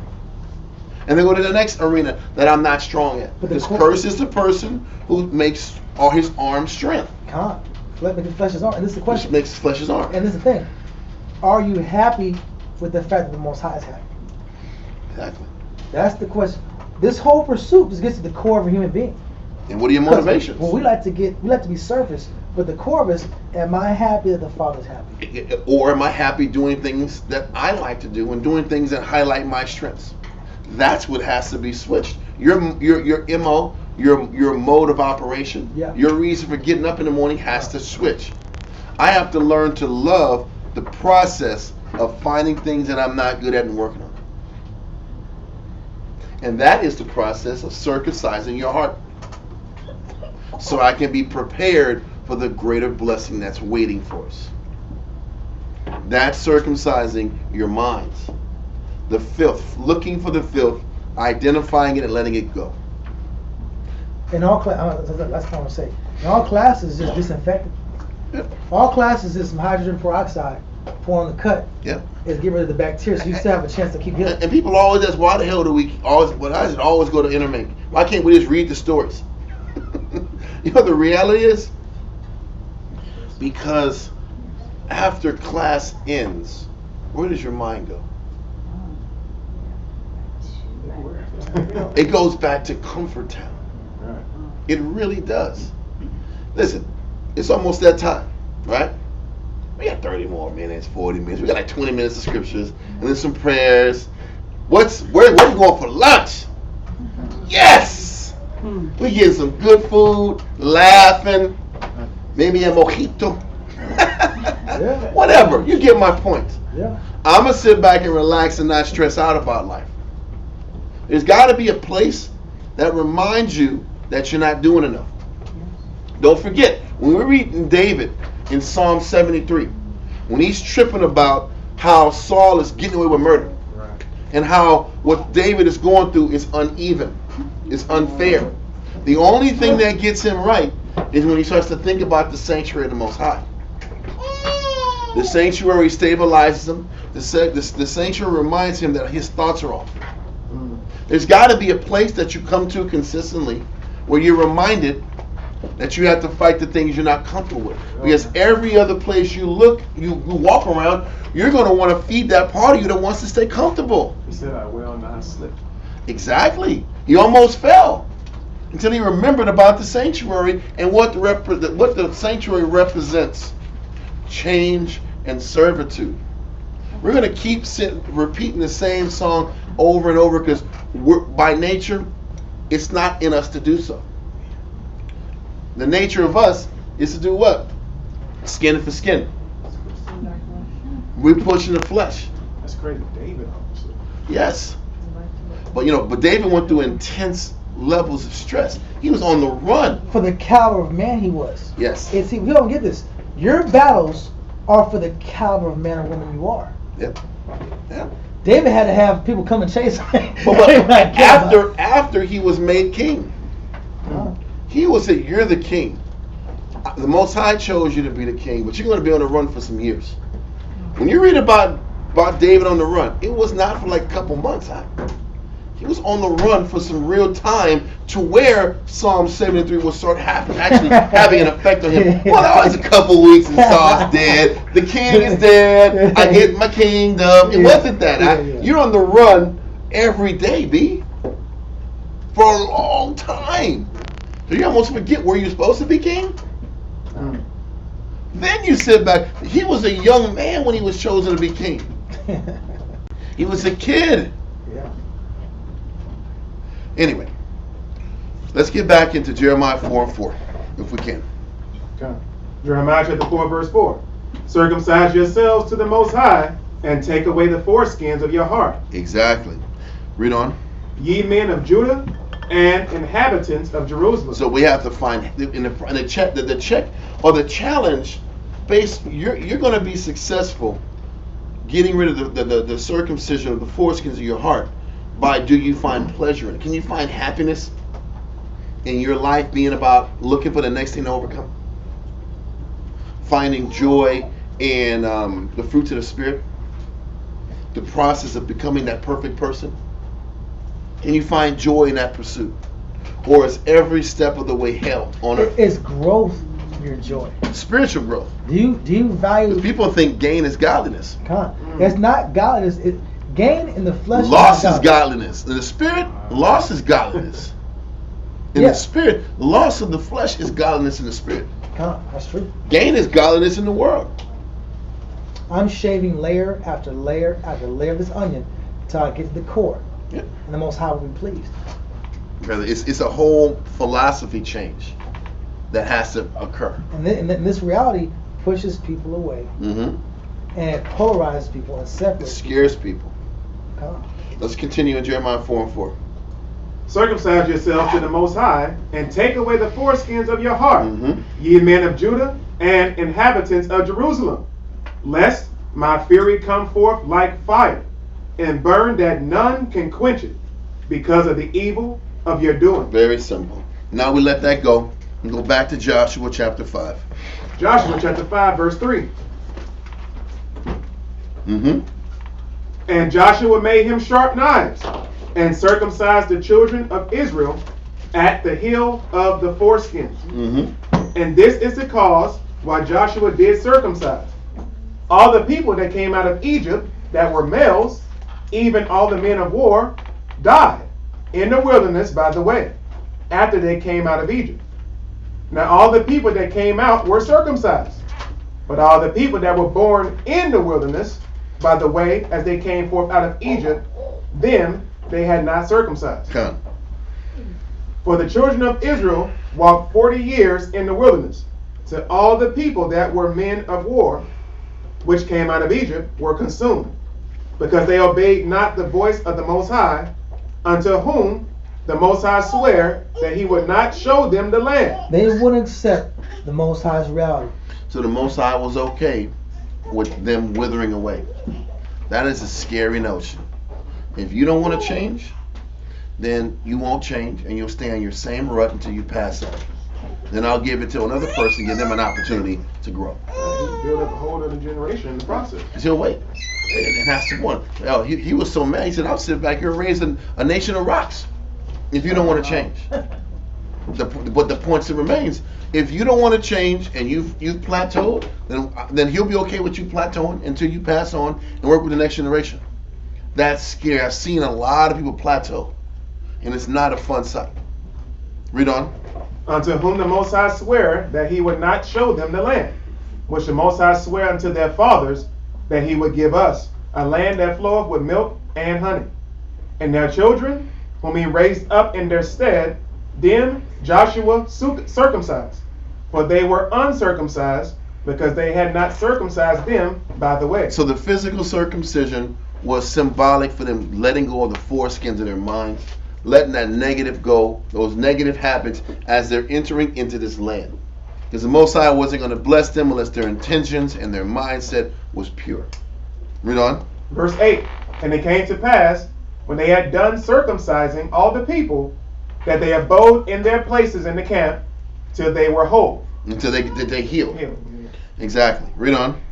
And the Most High said unto Joshua, this day have I rolled away the reproach of Egypt from off you. It is showing you all that reproach, that bad luck, that bad juju, all the bad things that happened in Egypt. He's letting all of it go. Now you guys are ready to move forward. And that's the beautiful thing. He gives you a clean slate if you go through the process of repenting and changing and letting go of the old ways. Then he'll forget what you did. Everybody tells themselves, man, I've done so much sin, I've done so much negative, the Most High will never forgive me. And they'll use that train of thinking to keep them in the dumps. He's like, if you sit back and change what's inside of you and make heartfelt change, then he'll forget your mistakes. He'll forget your wrongdoings. He'll forget your missteps. So you can get back on top and live your life again. Read on. God. Wherefore the name of the place is called Gilgal until this day. Gilgal means liberty. It's the place that they were set free spiritually and physically. Read on. Verse 10. And the children of Israel encamped in Gilgal and kept the Passover on the 14th day of the month at even in the plain of Jericho. This. It wasn't that many days to heal, bro. Right. Normally they said, the circumcision when you're an adult lasts like a week or two. These dudes, it took 2 days. When did it happen? It said the 10th when they crossed over the water. 4 days max. Sheesh. Read on. Verse 11. And they did eat of the old corn of the land on the morrow after the Passover. Unleavened bread. Read on. Unleavened cakes and parched corn in the selfsame day. God. And the manna ceased on the morrow after they had eaten of the old corn of the land. So after they sat back here and ate the corn, then all of a sudden the manna stopped coming down. Oh, it was still going the whole time. The Most High was still providing until we were free. Until they were free. Wow. Until that negative, we were mature enough to receive the actual bigger blessing. What it shows you also is that he blesses you in levels. There was a land of milk, honey, excess, everything, grapes out of this world, fruits, food, everything you needed. But the manna was just what you needed to sustain yourself. Because that was what our works warranted. But when we were ready to get more, he gave us more. He gives this. He's going to provide for you. How much he provides for you is based upon your servitude. How greatly he provides for you is based on your servitude. Let's continue. And the manna ceased on the morrow after they had eaten of the old corn of the land. Neither had the children of Israel manna any more, but they did eat of the fruit of the land of Canaan that year. And it came to pass when Joshua was by Jericho that he lifted up his eyes and looked, and behold, there stood a man over against him with his sword drawn in his hand. And Joshua went unto him and said unto him, Art thou for us or for our adversary? So there was a man with a sword right in front of Jericho that meant business. Read on. Verse 14. And he said, Nay. Yeah, I'm not for you or against you. I'm here to do the Most High's will. Read on. But as captain of the host of the Most High am I now come. What it's showing you also is that in the arenas, if we're in order, the Most High has spirits fight on your behalf. When you sit back here and read in Daniel's, if I'm not mistaken, Daniel's 12, it talks about how Christ had to go and strive against the prince of Persia. The Most High in Christ allows the angels to sit back here and fight in the fourth dimension as we're fighting in the physical dimension. You read about that also in the New Testament when the Jews were able to look up in the sky and saw war in heaven. Now they thought it was a sign that the Most High was with us. Yeah. But it was a sign that the people that were fighting were getting their ass kicked against the other forces. What it's showing you is there's principalities and forces fighting for you and against you. No. And this is how you know it's a real battle to overcome what's inside of you. People think when you're trying to fight a thing in you, that it's just one-sided altercations. It's you and is what's inside of you versus the other opposing force that doesn't want you to overcome them. It still talks about in the New Testament about binding the strong man. Yeah. You have to bind the force that wants to stay inhabited in your spirit. And are you going to go to war with scriptures and counsel and motivation to overcome that part of you that wants to be proud, selfish, slothful, doubtful, angry, selfish, or not? So this angel that Joshua sees is really a force. He ain't picking sides, but the Most High told him to go fight for y'all. He is sitting back here fighting for Israel, but he doesn't personally have a side in the story. He'll kill you if that was the order he was given. You read it in the Apocrypha. Yeah. There's spirits created for vengeance. Does it matter who he got to be vengeful on? No. Read on. Verse 14. And he said, Nay, but as captain of the host of the Most High am I now come. And Joshua fell on his face to the earth and did worship, and said unto him, What saith my Lord unto his servant? Mm-hmm. And the captain of the Most High's host said unto Joshua, Loose thy shoe from off thy foot, for the place whereon thou standest is holy. What it also shows you is that these captains for the Most High are all about order. Right. Before I'm answering any of your damn peon questions, take these damn shoes off, son. Do it right. Dude, this is hollow ground. This is holy ground. Get in order. And show respect. And that's the point. A part of fear and worship the Most High is that intense respect. Because when we don't respect what's being given to us, then what happens? We're going to violate it. Yep. We're going to misappropriate funds. We're going to sit here and violate situations. We're going to abuse power. We're going to sit here and take things lightly and half-ass things. Good. So even the angels know you got to make sure these people are in the spirit of submission first, and spirit of appreciation first. We understand. We got to understand ourselves. I gotta know me. Yep. Am I in the right spirit or not?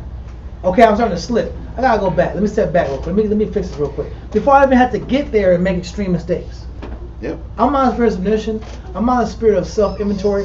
I'm on the spirit of even drive right now. I need to go fix myself. Okay. One of the definitions of austere is rigid and stern. Calm.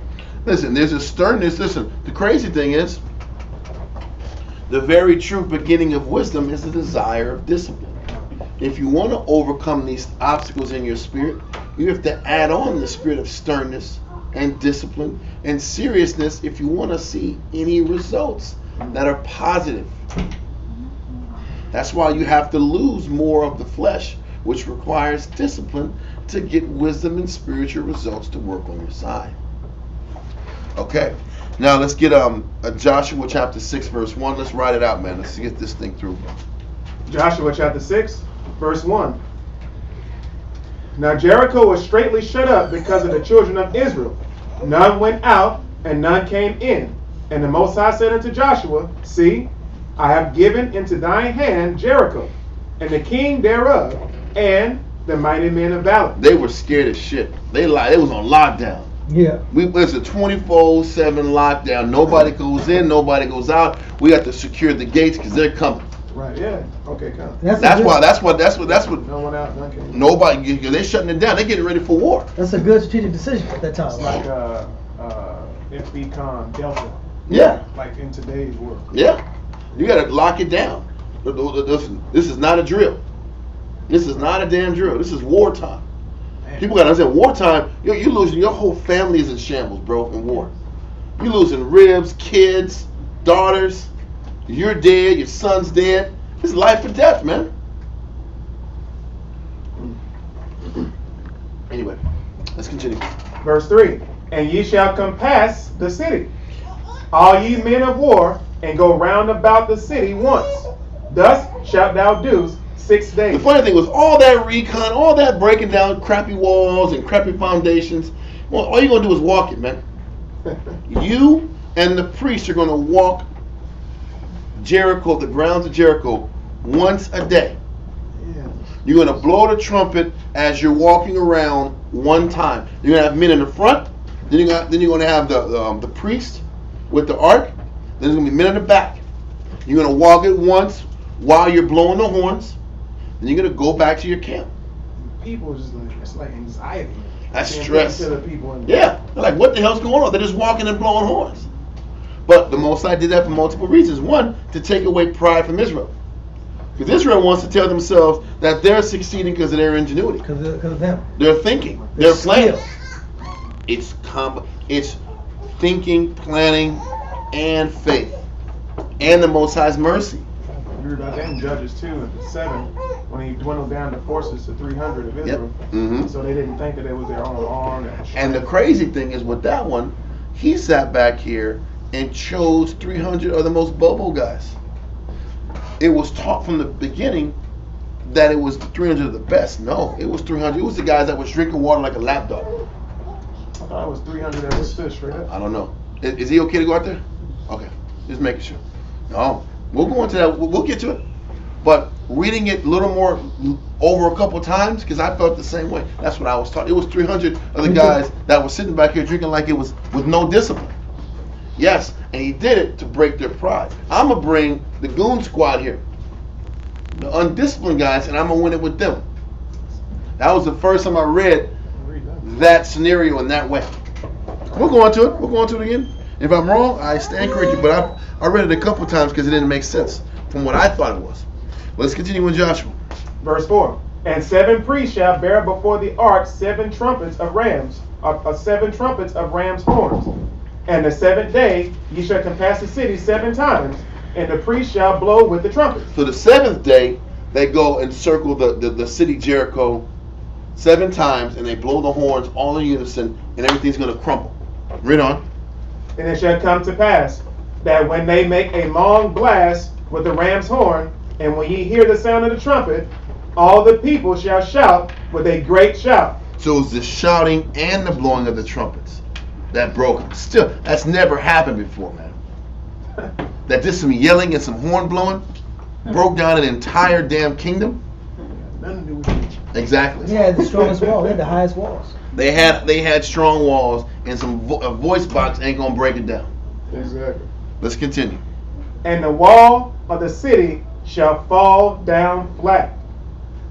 I'm sorry. And the people shall ascend up, every man straight before him. And when it falls, get him. Get him. Read on. And Joshua the son of Nun called the priests and said unto them, Take up the ark of the covenant, and let 7 priests bear 7 trumpets of ram's horns before the ark of the Most High. Done.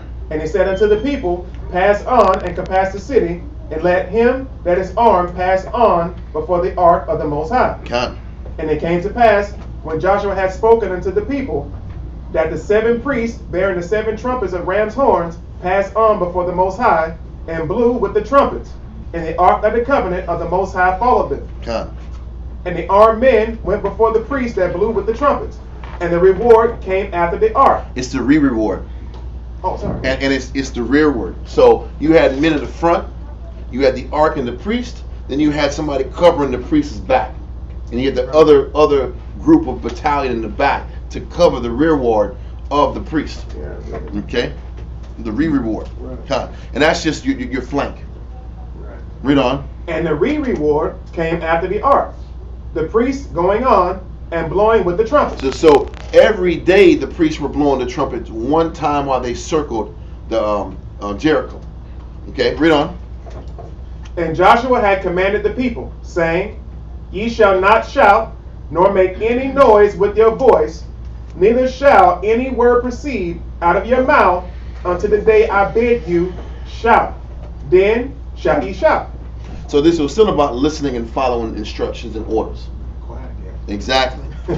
And it wasn't you had to follow and play your part for this to happen. And we had to be obedient. I know. That was why the circumcision had to happen. This is why battles, some of the greatest battles we have to fight, is really just a battle of obedience. Yep. If I have a battle in front of me, if I give the Most High sufficient obedience, He will make a way Himself. Because this battles I don't have the certain skills and abilities on certain situations. I don't have certain talents and leverage over certain situations where I can fix it myself. I may not have the skill sets, but if I show the Most High sufficient obedience, He will open up those walls for me. Yeah. And we have to take that mindset. Pride could easily get in the way right here.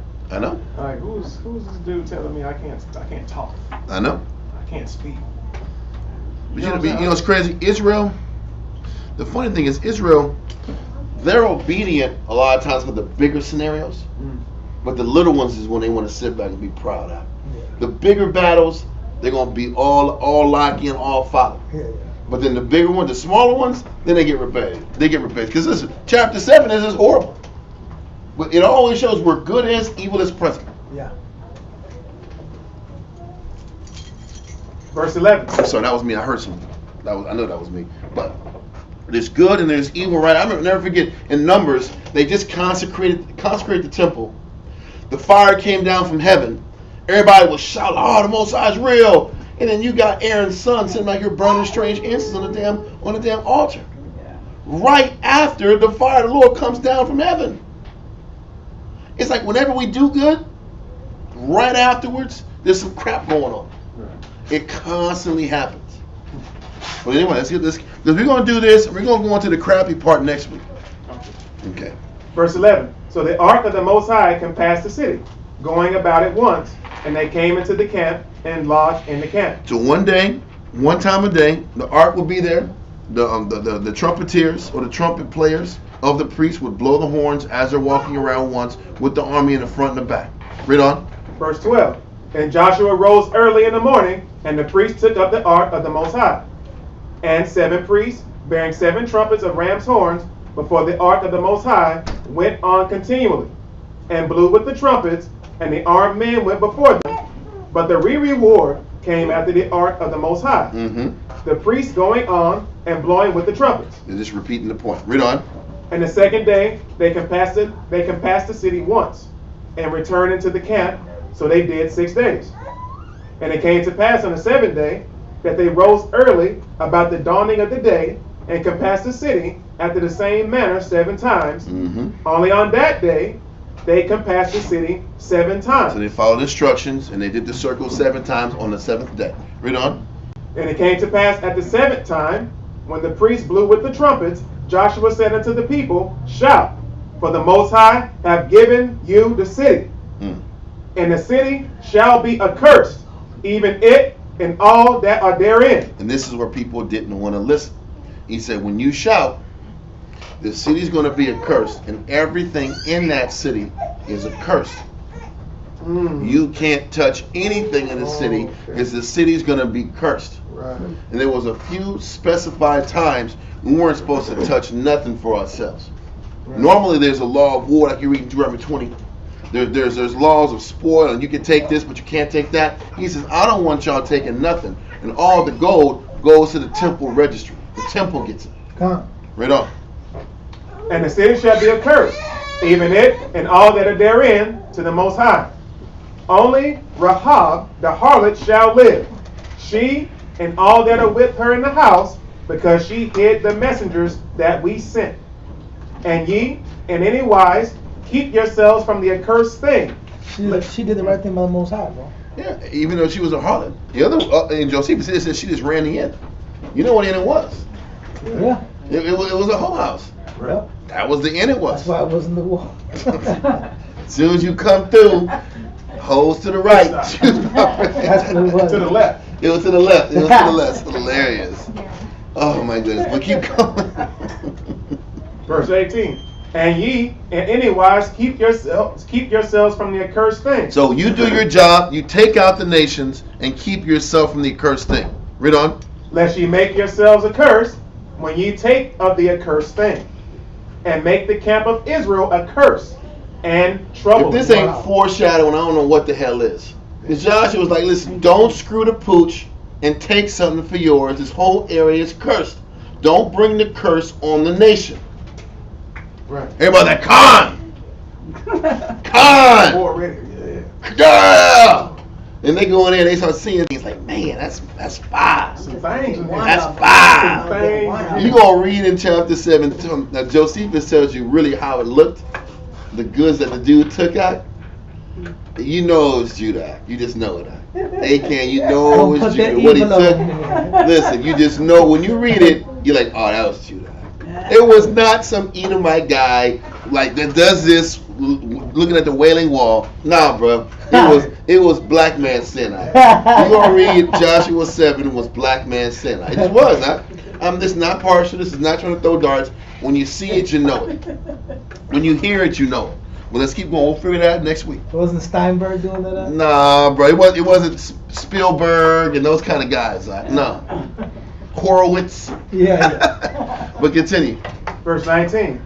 But all the silver and gold and vessels of brass and iron are consecrated unto the Most High. They shall come into the treasury of the Most High. Okay. So the people shouted when the priest blew with the trumpets.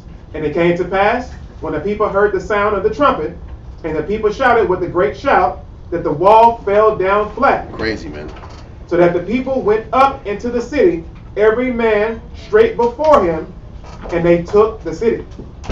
And they utterly destroyed all that was in the city, both man and woman, young and old, and ox and sheep, and ass with the edge of the sword. That's a lot of killing, man. Read on. But Joshua had said unto the two men that had spied out the country, go into the harlot's house, and bring out thence the woman and all that she hath, as ye swear unto her. And the young men that were spies went in and brought out Rahab, and her father, and her mother, and her brethren, and all that she had. And they brought out all her kindred, and left them without the camp of Israel. So they let them stay outside of the camp that Israel was at, like the nations always were allowed to do. The camp was here, the nations were outside of the camp. Right. Read on. Verse 24. And they burnt the city with fire, and all that was therein, only the silver and the gold and the vessels of brass and of iron they put into the treasury of the house of the Most High. Verse 25. And Joshua saved Rahab the harlot alive, and her father's household, and all that she had. And she dwelleth in Israel even unto this day. So her family and kindred were still allowed to be around Israel all the way to obviously the downfall of the nation. Read on. Because she hid the messengers which Joshua sent to spy out Jericho. And Joshua adjured them at that time, saying, cursed be the man before the Most High. They warned them. Read on. That riseth up and buildeth this city, Jericho. That's why the whole land was cursed. Don't forget, the Most High had a beef with Canaan that was there by the time they got there. They were defiling the land for generations. He says, cursed is the people that put this temple, who built Jericho from the bottom up. They should all be cursed. And anybody that touches these accursed things are going to get the penalty of the people that just got murked. Con. Exactly. Con, sis. Con. Let's keep going. He shall lay the foundation thereof in his firstborn, and in his youngest son shall he set up the gates of it. Mm-hmm. So what he's saying is, he's saying is anybody that touches this or takes anything from this land, they're going to take the curses. Their children, their firstborn, and their youngest son is going to sit back here and deal with the curses of this land if you partake in anything of this land, because the land was cursed. Okay, read on. So the Most High was with Joshua, And its fame was noised throughout all the country. If they were the nations, if Canaan was afraid when we crossed Jordan, they was even more afraid when we sit back here and took Jericho out with such ease. That was easy work. Light work, easy work. Now we go to Josephus real quick. We're going to read paragraph 7 and 8. We're going to probably read from 7 to 9, and that'll probably be it. Antiquities of the Jews, book 5, chapter 1, paragraph 7. Okay. Everybody got it? No, wait for a second. It's page 128. Thank you. Sentence 28, which is paragraph 7.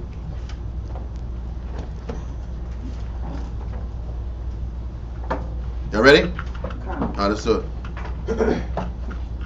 So they entered into Jericho and slew all the men that were therein, while they were affrighted at the surprising overthrow of the walls, and their courage was become useless. Listen, the Canaanites' courage was useless, man. They were afraid. Everything was falling apart. Read on. And they were not able to defend themselves. So they were slain and their throats cut. They couldn't get their weapons. They didn't have time. They just fell apart. The thing just fell.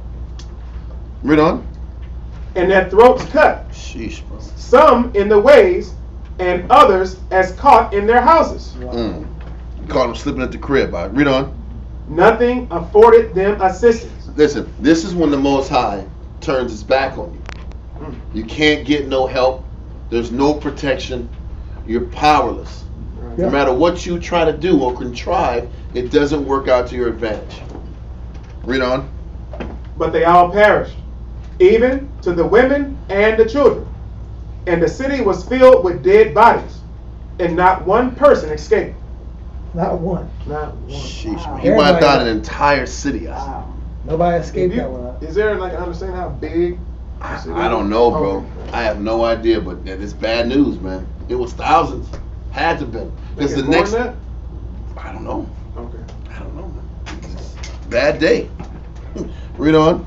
They also burnt the whole city and the country about it. Wow. All the land, all the damn grass, all the livestock, all the crops. Cattle. Yep. They said it in the scriptures where they killed the goats and the sheep and the cattle, and all the vegetables and the fruits and vegetables too. They took anything that was associated with these people in Jericho. They had to go. It also shows these people were really wicked, man. To get this type of heat, this nation was that wicked to get that kind of punishment. Read on. But they saved alive Rahab with her family, who had fled to her inn. And when she was brought to him, Joshua owned to her that they owed her thanks for her preservation of the spies. So he said he would not appear to be behind her in his benefaction to her. Whereupon he gave her certain lands immediately, and had her in great esteem ever afterwards. He set her up right at it. Right. Continue, that's dope. And if any part of the city escaped the fire, isn't it? I feel like when the nations talked about slavery, and they say, see, there was slavery in the scriptures, man. I was like, but you look at how we treated the people that were amongst us, versus how. You know what I'm saying? I'm just saying. I'm gonna say this. It depends on the people because, it depends on the Most High's favor. Like the Greeks, when Alexander came through, gave us a break, had us being a tribute. Then when we sat back here and we got in power, we put tribute on people, but we vexed some nations too. When David was in power, David gave people the blues, man. Right. He gave Moab the blues. He gave Edom the blues. More my wash pot. And he was giving these dudes problems. So it just depends on how much they vexed him. I remember Midian got wiped out completely. Moses, I want these guys dead. I want their families dead. He wanted them all dead. He did. All he did was took some wives and that was it. So it just depends on the offense and the situation. But God.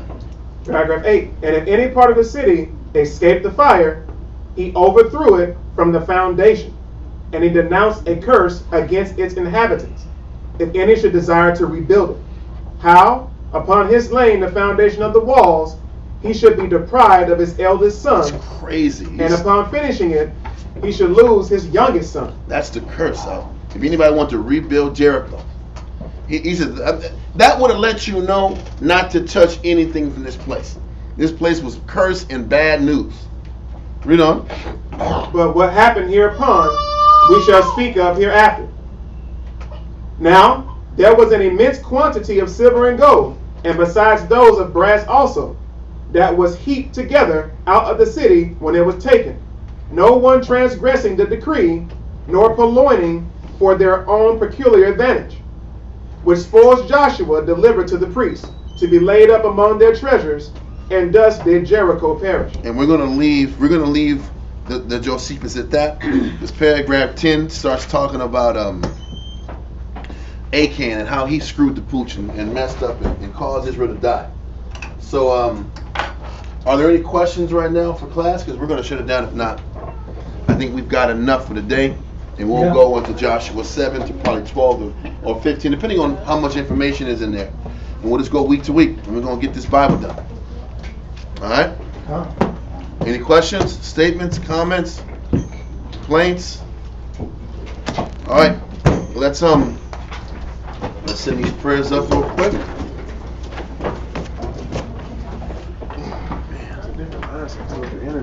Yeah. We love it.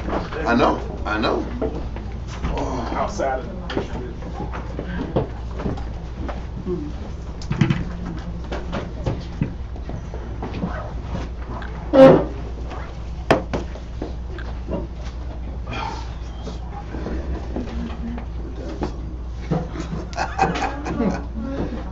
Body is sore. I'm not gonna lie to you. I'm not feeling hungry. All right. Yahweh. In the name of Yahweh Shai. In the name of Yahweh Shai. Please listen to us right now. Please listen to us right now. Send Micah Allah. Send Micah Allah. And the righteous angels. And the righteous angels. To watch over. To watch over. Bless. Bless. Heal. Heal. Protect. Protect. And make strong. Make strong. The people of Yashala. The people of Yashala. Also, send unto us, much wisdom, much knowledge, much understanding, much patience, much faith, much brotherhood, and much love, spiritual power, and forgive all of our sins. Yahweh Shai, come quickly. For in thee is our hope, always and forever. Amen.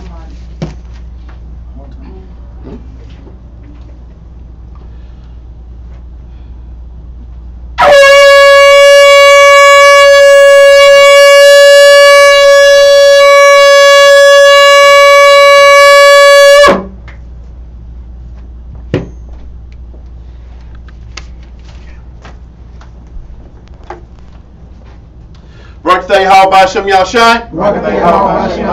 Hahawa Nathalanawa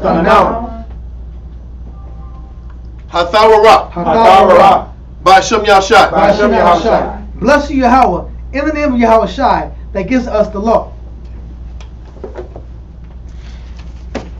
How by Shem Yashai?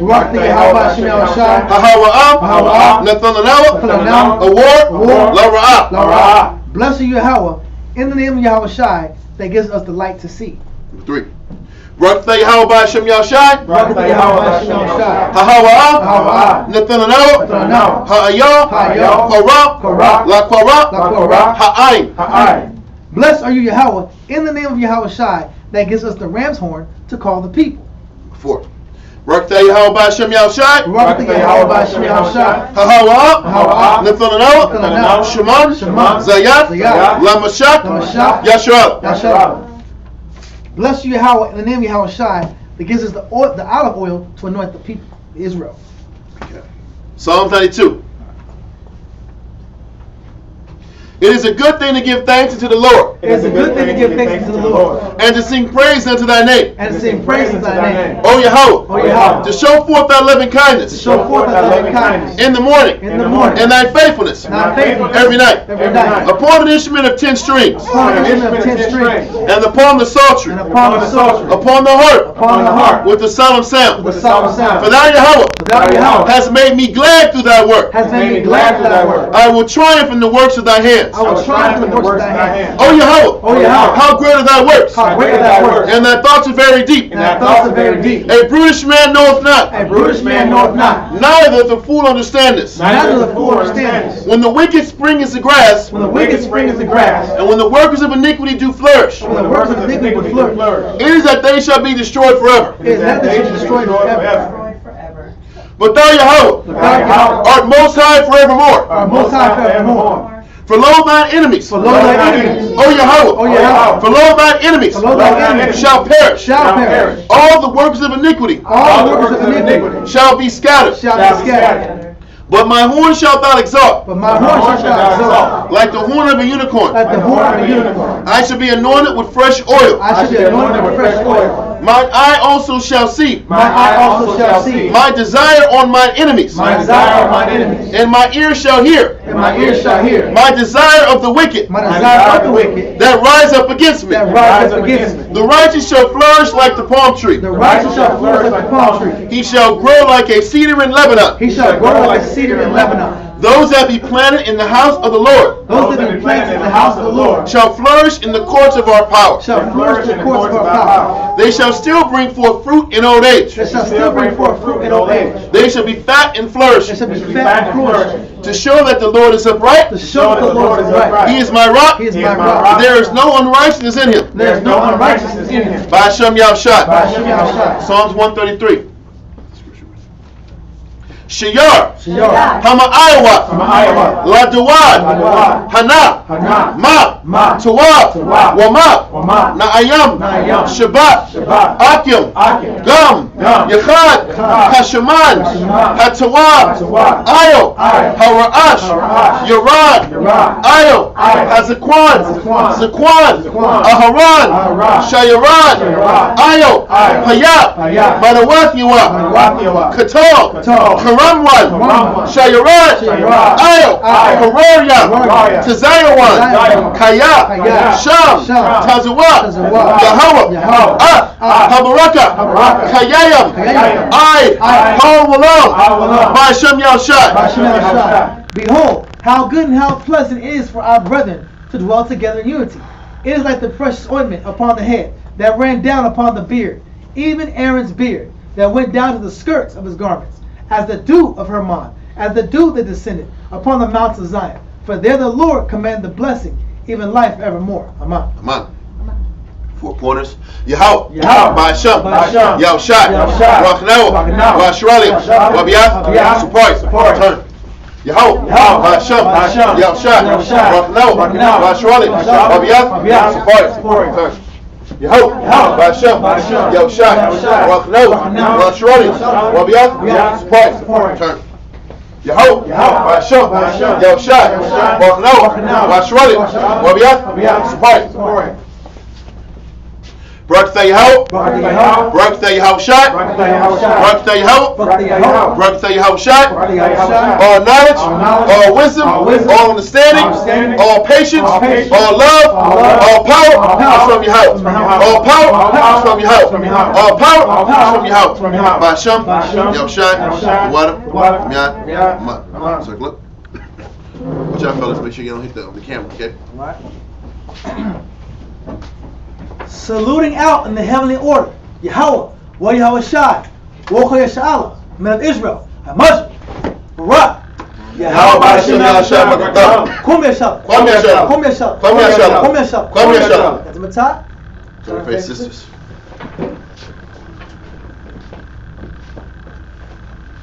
Saluting out the daughters of Zion, men of Israel, Hamaj, Barak, Yahweh Shema Alatham by Hashem Yahushua. It's Yahweh Shemar Alatham by Hashem Yahushua. Okay, you guys from the top. Dismissed. Hold on. Okay, go pick up more.